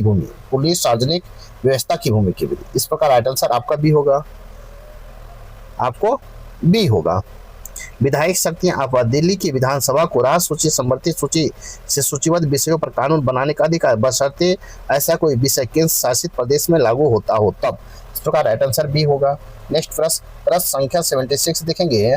प्रश्न संख्या 76 है, संविधान के अनुच्छेद 31 के सी के अंतर्गत राज्य द्वारा निम्नलिखित में किन निर्देशक को लागू करने के लिए बनाए गए कानून को इस आधार पर शून्य घोषित किए जाने का संरक्षण प्राप्त है कि वे अनुच्छेद 14 और अनुच्छेद 19 का उल्लंघन करते हैं? इसका ऑप्शन देखेंगे। इसका राइट होगा अनुच्छेद 39 का बी और 39 का सी। इस प्रकार राइट आंसर आपका सी होगा। आपको कहता है विशिष्ट निर्देशों का संरक्षण, यह अनुच्छेद स्पष्ट रूप से उन कानूनों के लिए संवैधानिक सुरक्षित आश्रय प्रदान करता है जिसे अनुच्छेद 39 के बीच सामुदायिक भौतिक संसाधनों को समान हित के लिए न्याय संगत वितरण और अनुच्छेद 39 का सी धन और उत्पादन के साधनों को संकेंद्रण को रोकथाम में निहित नीति निर्देशक सिद्धांतों को लागू करने के लिए बनाया गया। यह घोषणा करता है कि ऐसा कोई भी कानून इस आधार पर शून्य नहीं माना जाएगा जो अनुच्छेद 14 और कानून के समझ समानता या अनुच्छेद 19 छह मौलिक स्वतंत्रता के संरक्षण द्वारा गारंटीकृत मौलिक अधिकार को छीनता है या उन्हें सीमित करता है। इस प्रकार राइट आंसर आपका सी होगा। नेक्स्ट प्रश्न संख्या 77 देखेंगे। भारतीय संसद की वित्तीय समितियां के संबंध में निम्नलिखित में से कौन सा कथनों पर विचार कीजिए? एक में लोक लेखा समिति PAC 22 सदस्य होते हैं जिसमें संसद के दोनों सदनों से अनुपातिक प्रतिनिधि होते हैं। दो में एकल समिति में 30 सदस्य होते हैं जिनमें से सभी केवल लोकसभा से चुने जाते हैं। उपयुक्त में से कौन सा कथन सही है? कहता है कौन सा कथन सही है? तो इसका राइट आंसर होगा सी, 1 और 2। इस प्रकार राइट आंसर आपका सी होगा। नेक्स्ट प्रश्न संख्या 78 देखेंगे। निम्नलिखित में से किस कोष या खाते की कार्यकारी सरकार द्वारा संवितरण करने के लिए भारत के संसद के पूर्व अनुमोदन अथवा प्राधिकरण की आवश्यकता नहीं होती है? आपका नहीं होती है। इसका राइट आंसर होगा सी, भारत के लोक लेखा। इस प्रकार राइट आंसर सी होगा, भारत के लोक लेखा। आपका नहीं होती है। इस प्रकार राइट आंसर आपका सी होगा। भारत के लोक लेखा अनुच्छेद 266(2) इस खाते में जमा धन वास्तव में सरकार का नहीं होता, बल्कि सरकार इसमें एक बैंकर या कस्टोडियन के रूप में कार्य करती है। जैसे भविष्य निधि, अल्प बचत, न्यायिक जमा आदि इत्यादि। इस कोष में कार्यकारी या कार्यपालिका कार्रवाई द्वारा संवितरण करने के लिए संसद के पूर्व अनुमोदन अथवा प्राधिकार की आवश्यकता नहीं होती है। इस प्रकार राइट आंसर आपका सी होगा। नेक्स्ट प्रश्न संख्या 79 देखेंगे तथा सामाजिक और शैक्षणिक रूप से पिछड़े वर्ग SEBCS की पहचान के संदर्भ में 105वें संवैधानिक संशोधन अधिनियम का प्राथमिक कानून प्रभाव क्या है? तो क्या है इसका राइट आंसर हो जाएगा आपको, इसमें राज्य सरकारों को के SEBCS की अपनी स्वतंत्र सूचियां को पहचानने और बनाए रखने की शक्ति को बहाल किया है। इस प्रकार राइट आंसर आपका सी होगा। नेक्स्ट प्रश्न संख्या 18 देखेंगे कतः इलेक्टोरल बॉन्ड योजना को रद्द करते हुए अपने ऐतिहासिक 2024 के फैसले में सुप्रीम कोर्ट ने यह फैसला दिया कि यह एक योजना मुख्य रूप से इसलिए असंवैधानिक थी क्योंकि इसने मतदाताओं को किसी विशिष्ट मौलिक अधिकार का उल्लंघन किया था। तो इसका ऑप्शन होगा किस अनुच्छेद के तहत, जिसका राइट आंसर होगा 19 के 1 के ए के तहत। इस प्रकार राइट आंसर आपका ए होगा।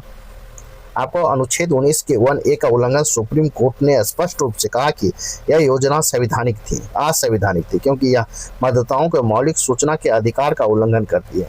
भारतीय संवैधानिक न्यायशास्त्र में सूचना का अधिकार संविधान के अनुच्छेद 19 के 1 के ए के तहत गारंटीकृत मौलिक वाक और अभिव्यक्ति की स्वतंत्रता के रूप में एक महत्वपूर्ण पहलू के रूप में निहित है।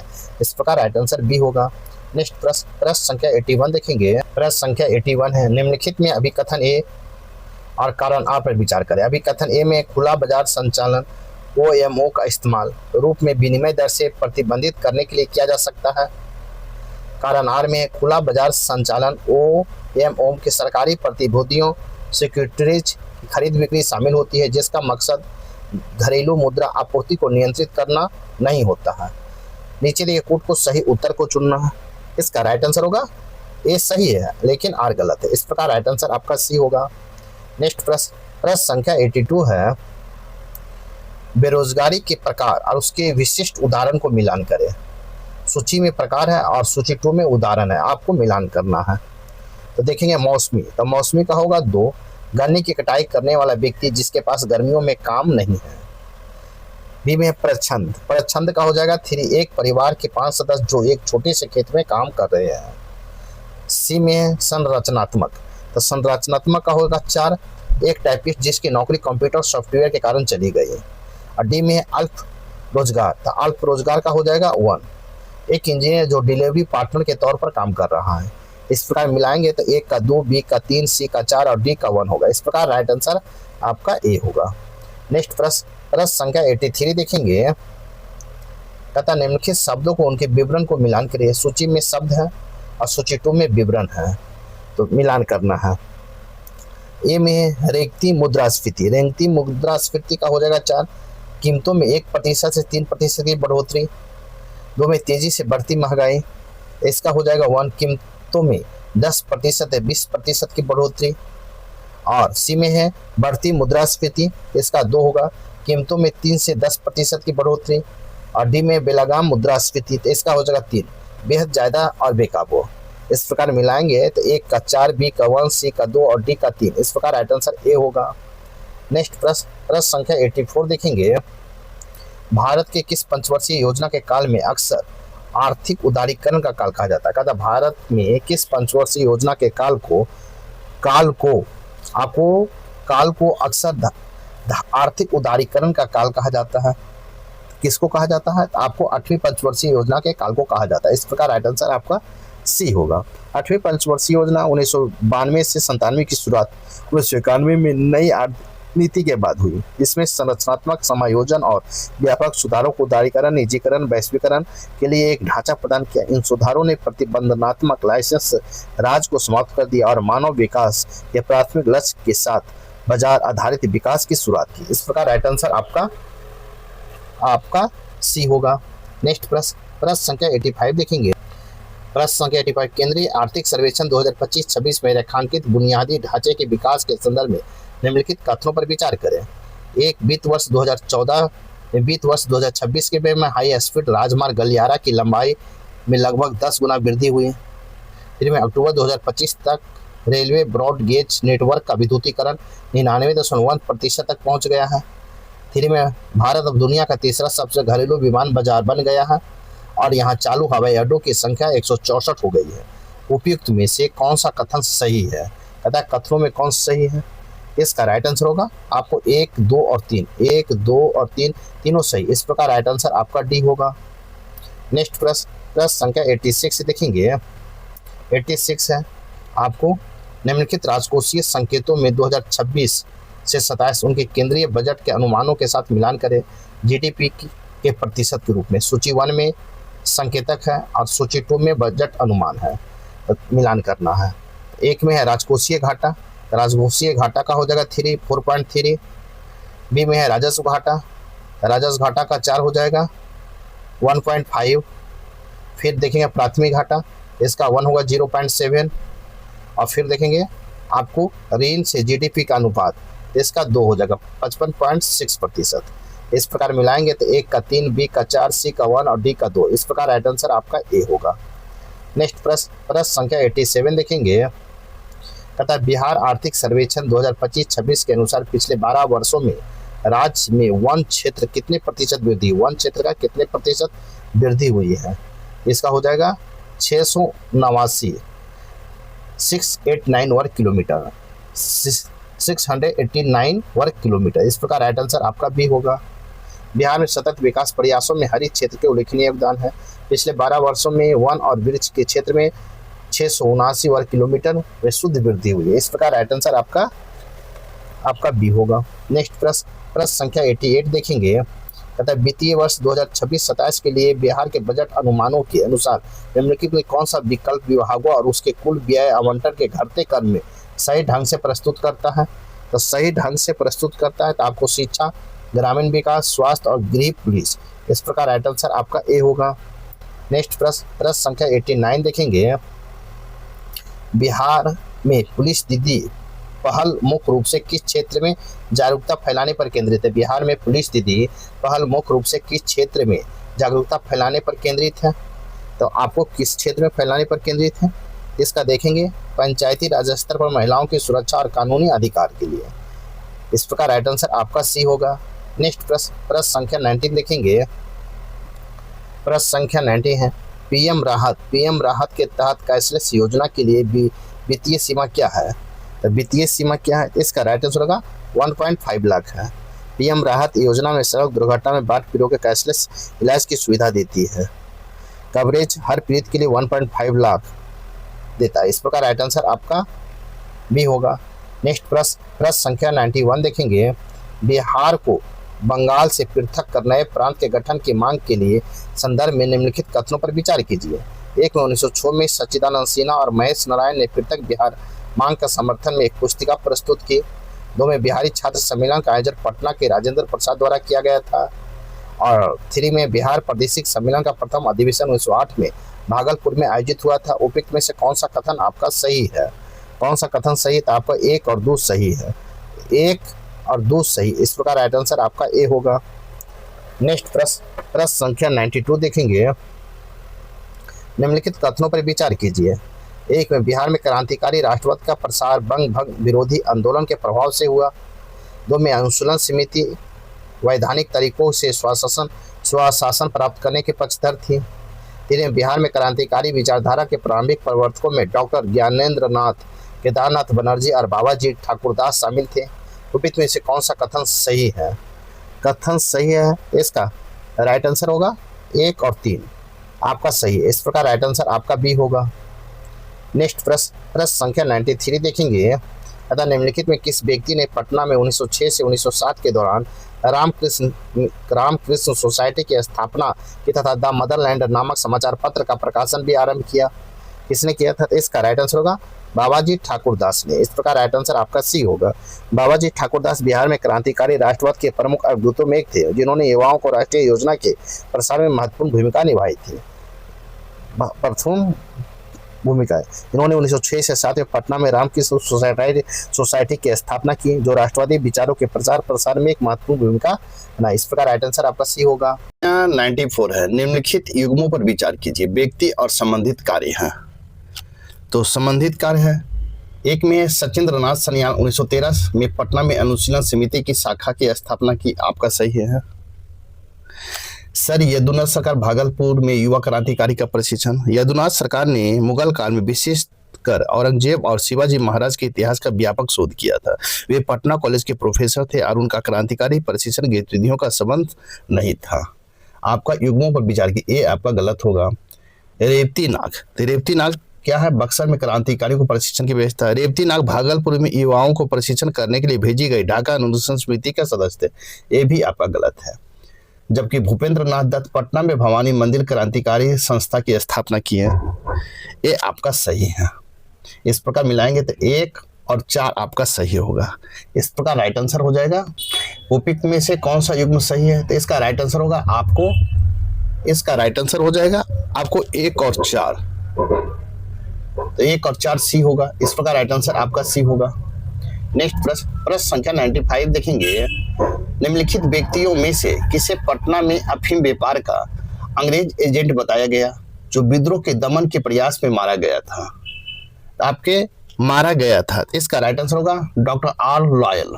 डॉक्टर आर लॉयल मारा गया था। इस प्रकार राइट आंसर आपका बी होगा। 1857 के प्रथम स्वतंत्रता संग्राम के दौरान बिहार में विशेषकर पटना क्षेत्र में अंग्रेजी शासन के विरुद्ध व्यापक असंतोष था। डॉक्टर आर लॉयल पटना में अफीम व्यापार और अंग्रेज एजेंट था और विद्रोह को दबाने के लिए सक्रिय रूप से कार्य कर रहा था। इस प्रकार राइट आंसर आपका भी होगा। नेक्स्ट प्रश्न संख्या 96 देखेंगे। निम्नलिखित में से कौन सा कथन 1857 के बिहार के विद्रोह के संदर्भ में नहीं है?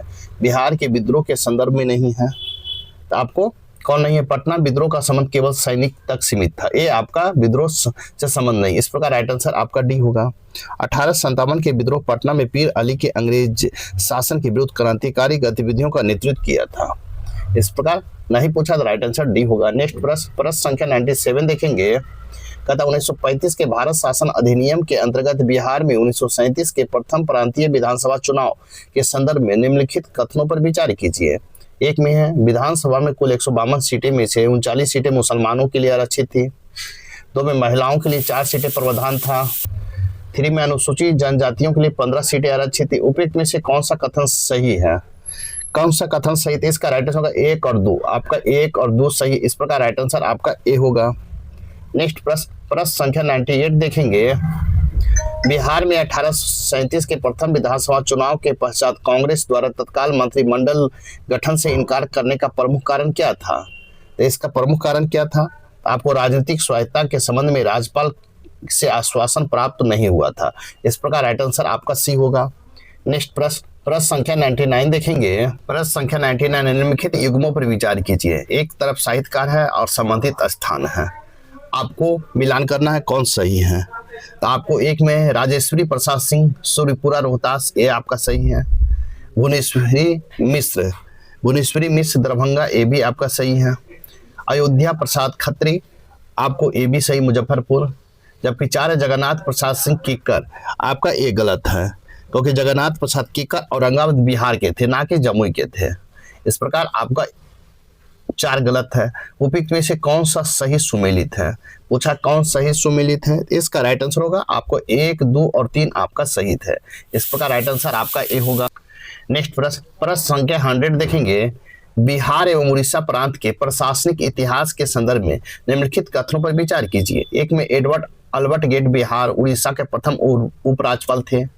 2 में चार्ल्स स्टुअर्ट बिली ने बिहार एवं उड़ीसा के उपराज्यपाल के रूप में 2 पृथक कार्यशालाओं का सेवा दी थी। उपयुक्त में से कौन सा कथन सही नहीं है? कहता है कौन सा कथन सही नहीं है, इसका राइट आंसर होगा 1 और 2 आपका सही नहीं है, दोनों सही नहीं। इस प्रकार राइट आंसर आपका सी होगा।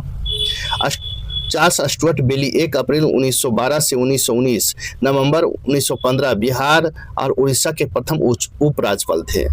एडवर्ड अल्बर्ट गेट के 2 बार उपराज्यपाल के रूप में कार्य किया। इस प्रकार राइट आंसर आपका सी होगा। नेक्स्ट प्रश्न संख्या 101 देखेंगे। कहता बिहार AI मिशन के बारे में नीचे दिए गए कथनों पर विचार कीजिए। एक में है बिहार ने नवंबर 2025 में बिहार एआई मिशन को अपनाया। दो में इस मिशन का उद्देश्य गवर्नेंस, डिजिटल ट्रांसफॉर्मेशन और स्किल डेवलपमेंट, आर्टिफिशियल इंटेलिजेंस को बढ़ावा देना है। आपको 3 में है बिहार एआई मिशन का मुख्य रूप से प्राइवेट एआई कंपनियों को रेगुलेट करने, एआई आधारित सेवाओं के लिए अनिवार्य लाइसेंस जारी करने पर केंद्रित है। उपयुक्त कथनों में से कौन सा कथन आपका सही है? कहता है कौन सा कथन सही? तो इसका राइट आंसर 1 और 2 आपका सही। इस प्रकार राइट आंसर आपका ए होगा। Bihar governance, digital transformation, workforce training और स्किल डेवलपमेंट में एआई अपनाने का बढ़ावा देने के लिए नवंबर 2025 में बिहार एआई मिशन को अपनाया। इस मिशन का लक्ष्य बिहार को एआई सक्षम पब्लिक सर्विस अग्रणीय बनाना है। यह मिशन प्राइवेट एआई कंपनी को लाइसेंस देने या उन्हें कंट्रोल करने के लिए कोई रेगुलेटरी फ्रेमवर्क नहीं है। इसका फोकस रेगुलेशन के बजाय एआई अपनाने और इनोवेशन और क्षमता निर्माण करना है। इस प्रकार राइट आंसर आपका ए होगा। नेक्स्ट प्रश्न संख्या 102 देखेंगे। बिहार बजट 2026-27 आय के स्रोत और उनके योगदान के अवरोही क्रम में व्यवस्थित करें। अवरोही क्रम में व्यवस्थित करना, 1 में लोक ऋण, 2 में राज्य सरकार के कर राजस्व, 3 में है केंद्रीय करों में राज्य का अंश और 4 में है केंद्र सरकार के सहायता अनुदान और 5 में राज्य के विभिन्न राजस्व और ऋण की वसूली। नीचे देखिए कूट को सही उत्तर को चुनना है, तो आपको सही उत्तर को चुनना, तो इसका राइट आंसर हो जाएगा 3, 2, 1, 4, 5 होगा। इस प्रकार राइट आंसर आपका ए होगा, क्योंकि केंद्रीय करों में राजस्व का 45.49% है। राज्य सरकार के कर राजस्व आपका 18.92% है। लोक ऋण, तो लोक ऋण आपको है 17.81% है। केंद्र सरकार से सहायता अनुदान 14.92% है। राज्य का कर, विभिन्न राजस्व और ऋण की वसूली 2.85% है। इस प्रकार राइट आंसर ए होगा। नेक्स्ट प्रश्न संख्या 103 देखेंगे। बिहार बजट 2026-27 में व्यय संरचना के संबंध में निम्नलिखित कथनों पर विचार कीजिए। 1 में सामाजिक सेवाओं पर व्यय का हिस्सा समान सेवाओं और आर्थिक सेवाओं दोनों से अधिक है। 3 में रोक ऋण की वापसी व्यय आर्थिक सेवाओं पर व्यय के 1/3 से कम है, 1/3 से भी कम है। 3 में सहायता अनुदान अंशदान का व्यय का हिस्सा 1% से कम है। उपयुक्त में से कौन सा कथन सही है? उपयुक्त में कौन सा कथन सही है? इसका राइट आंसर होगा 1, 2 और 3 आपका सही। इस प्रकार राइट आंसर आपका डी होगा। नेक्स्ट प्रश्न संख्या 104 देखेंगे। कहते हैं बिहार के संदर्भ में, प्रश्न संख्या 104 है, बिहार के संदर्भ में NFHS 6 के अनुसार निम्नलिखित संकेतों को घटते क्रम प्रतिशत में व्यवस्थित करें।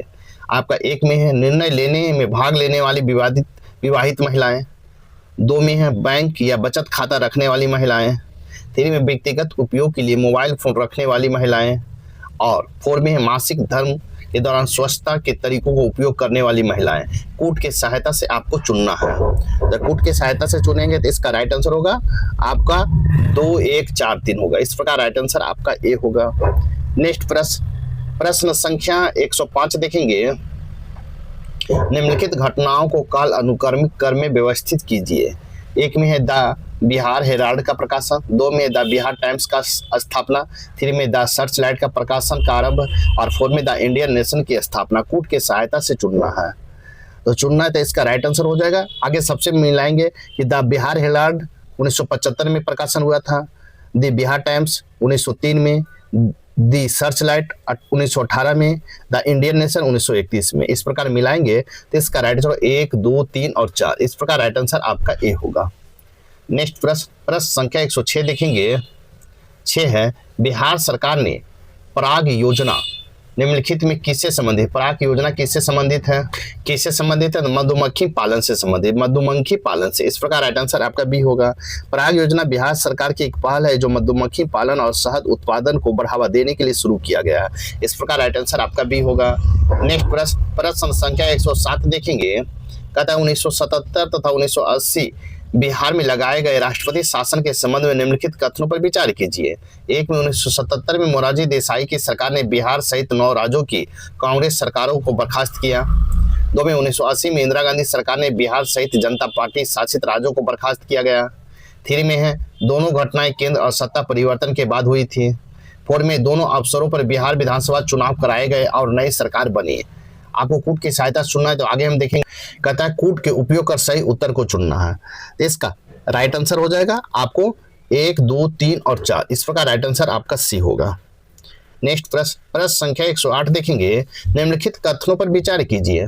एक में है सिकंदर लोदी ने 1495 से 96 में दरिया खान लोहानी को बिहार का राज्यपाल नियुक्त किया था। 2 में है बाबर ने 1528 में घाघरा के युद्ध में अफगानों को पराजित किया था। उपयुक्त कथनों में से कौन सा कथन आपका सही है? कथन सही है तो इसका राइट आंसर होगा आपको केवल 1। इस प्रकार राइट आंसर आपका ए होगा।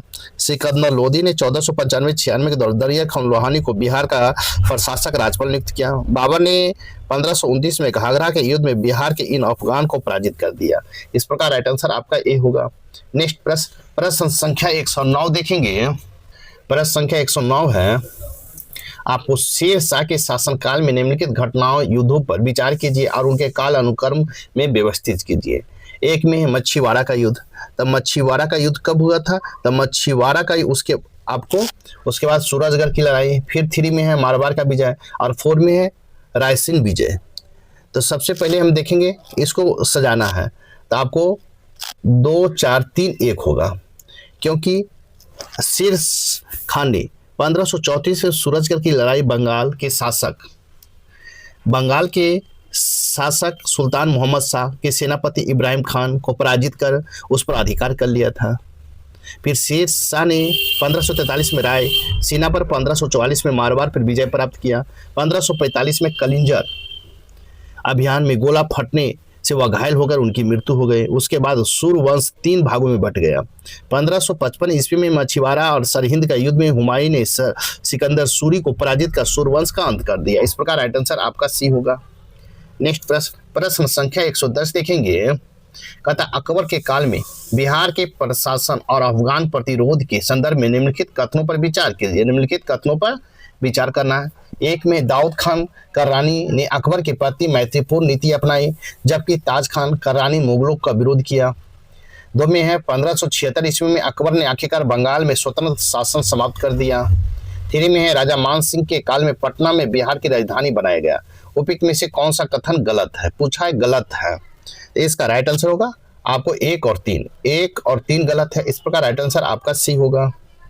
नेक्स्ट प्रश्न संख्या 111 देखेंगे। कहता है 12 से 23 माह के बच्चों को बाल टीकाकरण के संबंध में NFHS 6 का डेटा पर विचार करें।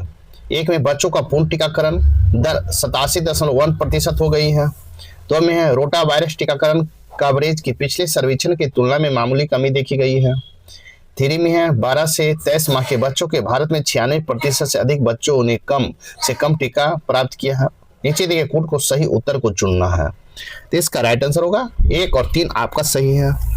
1 और 3 आपका सही, इस प्रकार राइट आंसर आपका सी होगा। नेक्स्ट प्रश्न संख्या 112 देखेंगे। निम्नलिखित कथनों पर विचार करें। एक में अंतर्राष्ट्रीय योग दिवस 2026 का थीम स्वस्थ वायु के लिए योग है। 2 में है सिल्वर इकोनॉमी का संबंध योग से जुड़ी अर्थव्यवस्था से है। सत कथन का चयन करना का है तो सत कथन का चयन करेंगे तो इसका राइट केवल 1 हो जाएगा। इस प्रकार राइट आंसर ए होगा। 21 जून 2026 को मनाए गए बर्मे अंतर्राष्ट्रीय योग दिवस का थीम स्वस्थ वायु के लिए योग है। इस प्रकार राइट आंसर ए होगा। नेक्स्ट प्रश्न संख्या 113 देखेंगे। भारत सरकार के द्वारा आयुर्वेद दिवस किस तिथि को मनाने की घोषणा की गई है? आयुर्वेद दिवस किस तिथि को मनाने की घोषणा की गई है? तो आपको 23 सितंबर को। इस प्रकार राइट आंसर आपका बी होगा। नेक्स्ट प्रश्न संख्या 114 देखेंगे। प्रधानमंत्री नरेंद्र मोदी की द ऑर्डर ऑफ एक्सीलेंस नामक सर्वोच्च राष्ट्रीय सम्मान किस देश ने प्रदान किया है? तो किस देश ने प्रदान किया है? तो आपको गुयाना ने प्रदान किया। इस प्रकार राइट आंसर वो बी होगा। आपको गुयाना के राष्ट्रपति डॉक्टर मोहम्मद इरफान अली ने प्रधानमंत्री नरेंद्र मोदी को गुयाना का सर्वोच्च राष्ट्रीय ऑर्डर ऑफ एक्सीलेंस से सम्मानित किया। इस प्रकार राइट आंसर आपका हो जाएगा बी।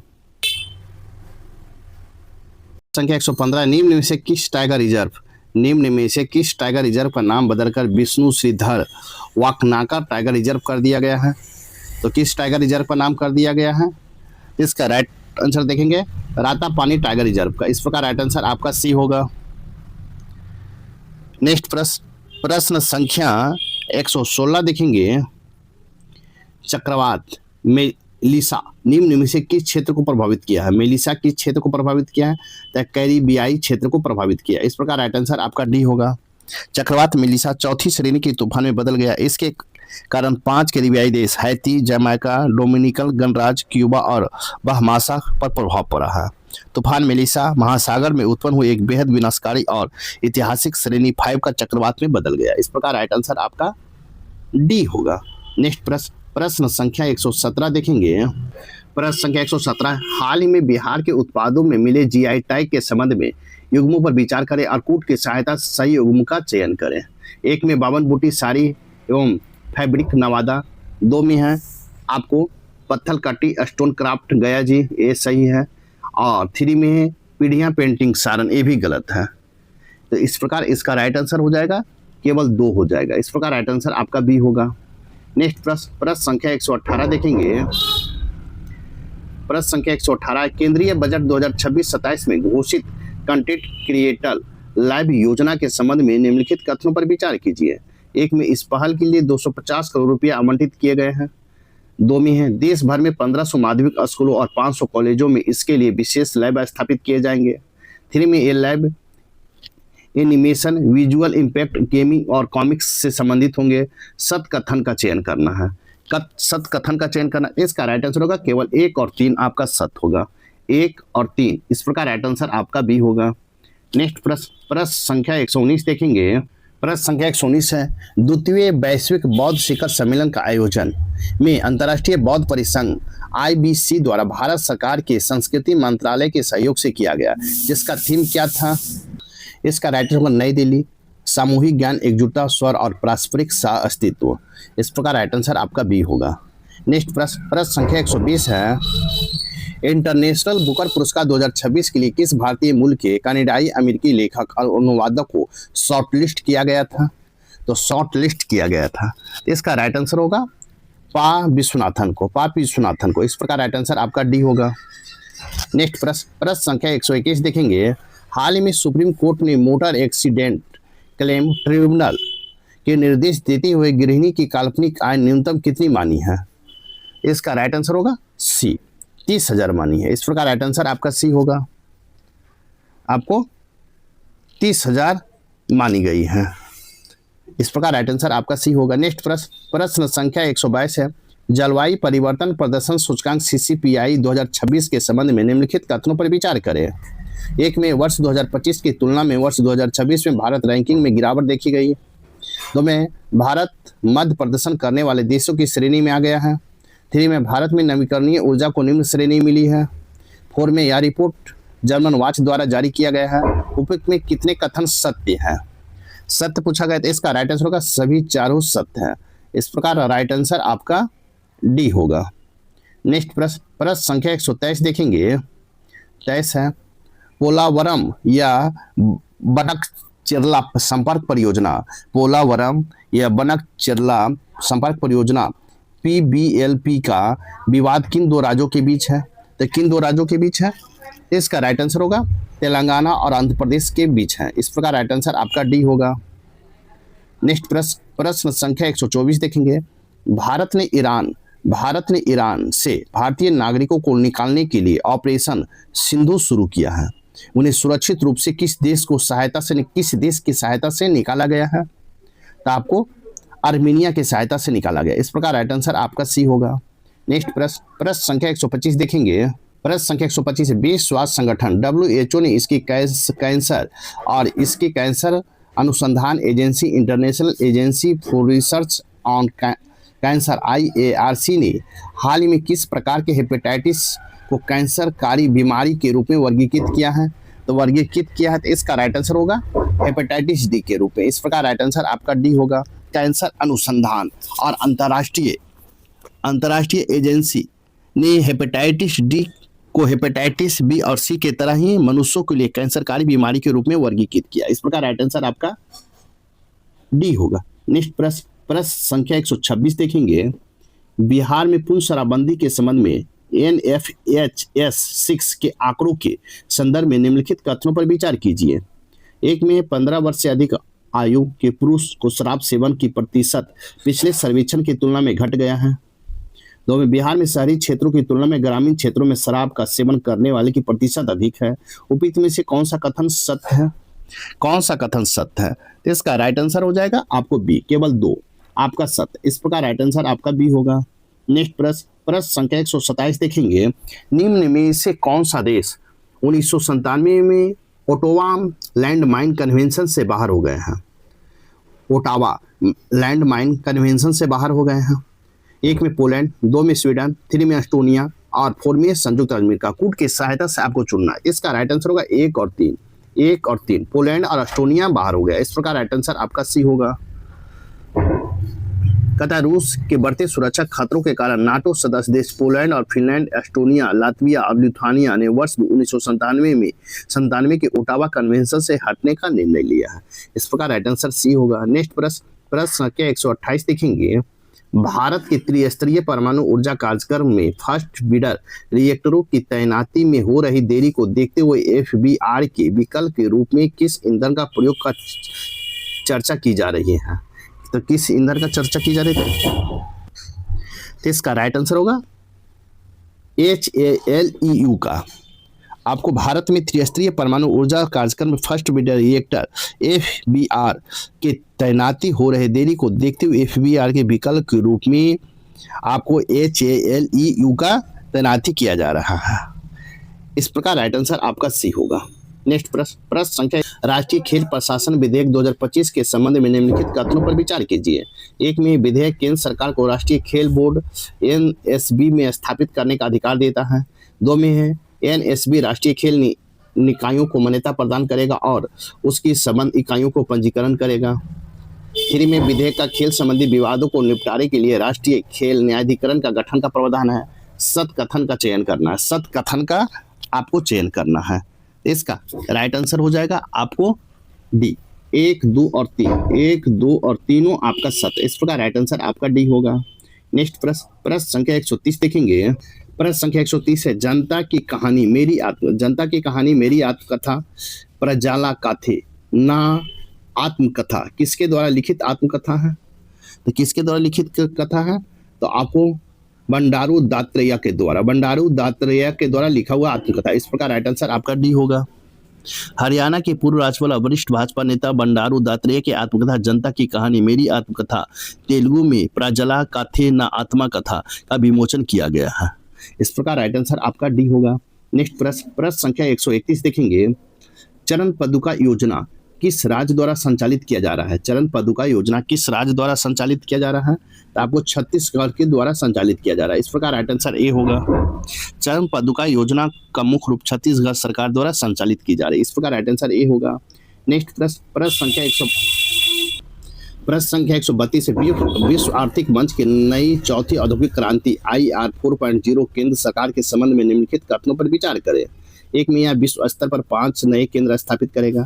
2 में इसमें केंद्र सरकार में कर्नाटक में स्थापित किया जाएगा। 3 में भारत में पहले 2 केंद्र स्थापित या तीसरा केंद्र होगा। सत कथन का चयन करना है। जिसका राइट आंसर हो जाएगा आपको सी। 1 और 3। 1 और 3 आपका सत्य है। इस प्रकार राइट आंसर आपका सी होगा। नेक्स्ट प्रश्न संख्या 133 देखेंगे। भारत का पहला और विश्व का चौथा ऊर्जा संग्रहालय कहाँ बनेगा? भारत का पहला और विश्व का चौथा ऊर्जा संग्रहालय कहाँ बनेगा? तो आपको पटना में बनेगा। इस प्रकार राइट आंसर आपका सी होगा। नेक्स्ट प्रश्न संख्या 134 देखेंगे। बिहार सरकार नई दिल्ली में आयोजित high profile AI impact summit के दौरान कितने रुपये के समझौता ज्ञापनों पर सफलतापूर्वक हस्ताक्षर किया है? तो कितना किया है? तो 468 करोड़ रुपया पर किया। इस प्रकार राइट आंसर आपका ए होगा। कितना? 468 करोड़ रुपया। इस प्रकार राइट आंसर आपका ए होगा। नेक्स्ट प्रश्न संख्या 135 देखेंगे। कहता है बिहार में 4 नए शिल्प ग्राम विकसित किए जाने की घोषणा की गई है। इस नए शिल्प ग्राम में कौन शामिल नहीं है? ए में मधुबनी का जितवारपुर, 2 में दरभंगा का रैयाम और 3 में मुजफ्फरपुर के भोसरा और 4 में गया जी के भरकट्टी। आगे हम देखेंगे कूट की सहायता से आपको बताना है। तो कूट की सहायता से देखेंगे। इसका राइट आंसर हो जाएगा केवल 1। इस प्रकार राइट आंसर ए होगा। नेक्स्ट प्रश्न संख्या 136 देखेंगे। बिहार विधानसभा चुनाव 2025 में मतदान के कितने चरणों में हुआ और कुल मतदान का प्रतिशत क्या था? तो 2 चरण में आपको कितने चरणों में हुआ था? तो 2 चरण में हुआ था। और 66.91% मतदान हुआ था। इस प्रकार राइट आंसर आपका ए होगा। नेक्स्ट प्रश्न संख्या 137 देखेंगे, बिहार में किस व्यक्तित्व को राष्ट्रीय हथकरघा पुरस्कार 2024 के लिए चयनित किया गया। इसका राइट आंसर होगा कमलेश कुमार को चयनित किया गया। इस प्रकार राइट आंसर सी होगा। बिहार के भागलपुर के प्रसिद्ध बुनकर कमलेश कुमार को उनकी उत्कृष्टता पावन बुट्टी साड़ी की बुनाई और कलात्मक शिल्प कौशल के लिए राष्ट्रीय हथकरघा पुरस्कार के लिए चुना गया। इस प्रकार राइट आंसर आपका सी होगा। नेक्स्ट प्रश्न संख्या 138 देखेंगे, बिहार की पहली खिलौना फैक्ट्री कहाँ स्थापित की जाएगी। तो आपको बिहटा में स्थापित की जाएगी। इस प्रकार राइट आंसर सी होगा। बिहार की पहली खिलौना फैक्ट्री बिहटा में स्थापित की जाएगी। इस प्रकार राइट आंसर ए होगा। नेक्स्ट प्रश्न संख्या 139 है, महिला एवं बाल विकास मंत्रालय द्वारा जारी रिपोर्ट के अनुसार मिसिंग चिल्ड्रेन में बिहार का स्थान क्या है। तो बिहार का स्थान क्या है? इसका राइट आंसर होगा डी, 11वां है। इस प्रकार राइट आंसर आपका डी होगा। महिला एवं बाल विकास मंत्रालय द्वारा जारी रिपोर्ट के अनुसार मिसिंग चिल्ड्रेन में बिहार का 11वां स्थान है। इस प्रकार राइट आंसर डी होगा। नेक्स्ट प्रश्न संख्या 140 देखेंगे, बिहार सरकार के द्वारा प्रतिमाह अंत्योदय परिवार को क्रमशः कितने किलोग्राम गेहूं चावल उपलब्ध कराया जाता है। तो कितने ग्राम किया जाता है? तो आपको 14 किलोग्राम गेहूं और 21 किलोग्राम चावल उपलब्ध कराया जाता है। इस प्रकार राइट आंसर आपका सी होगा।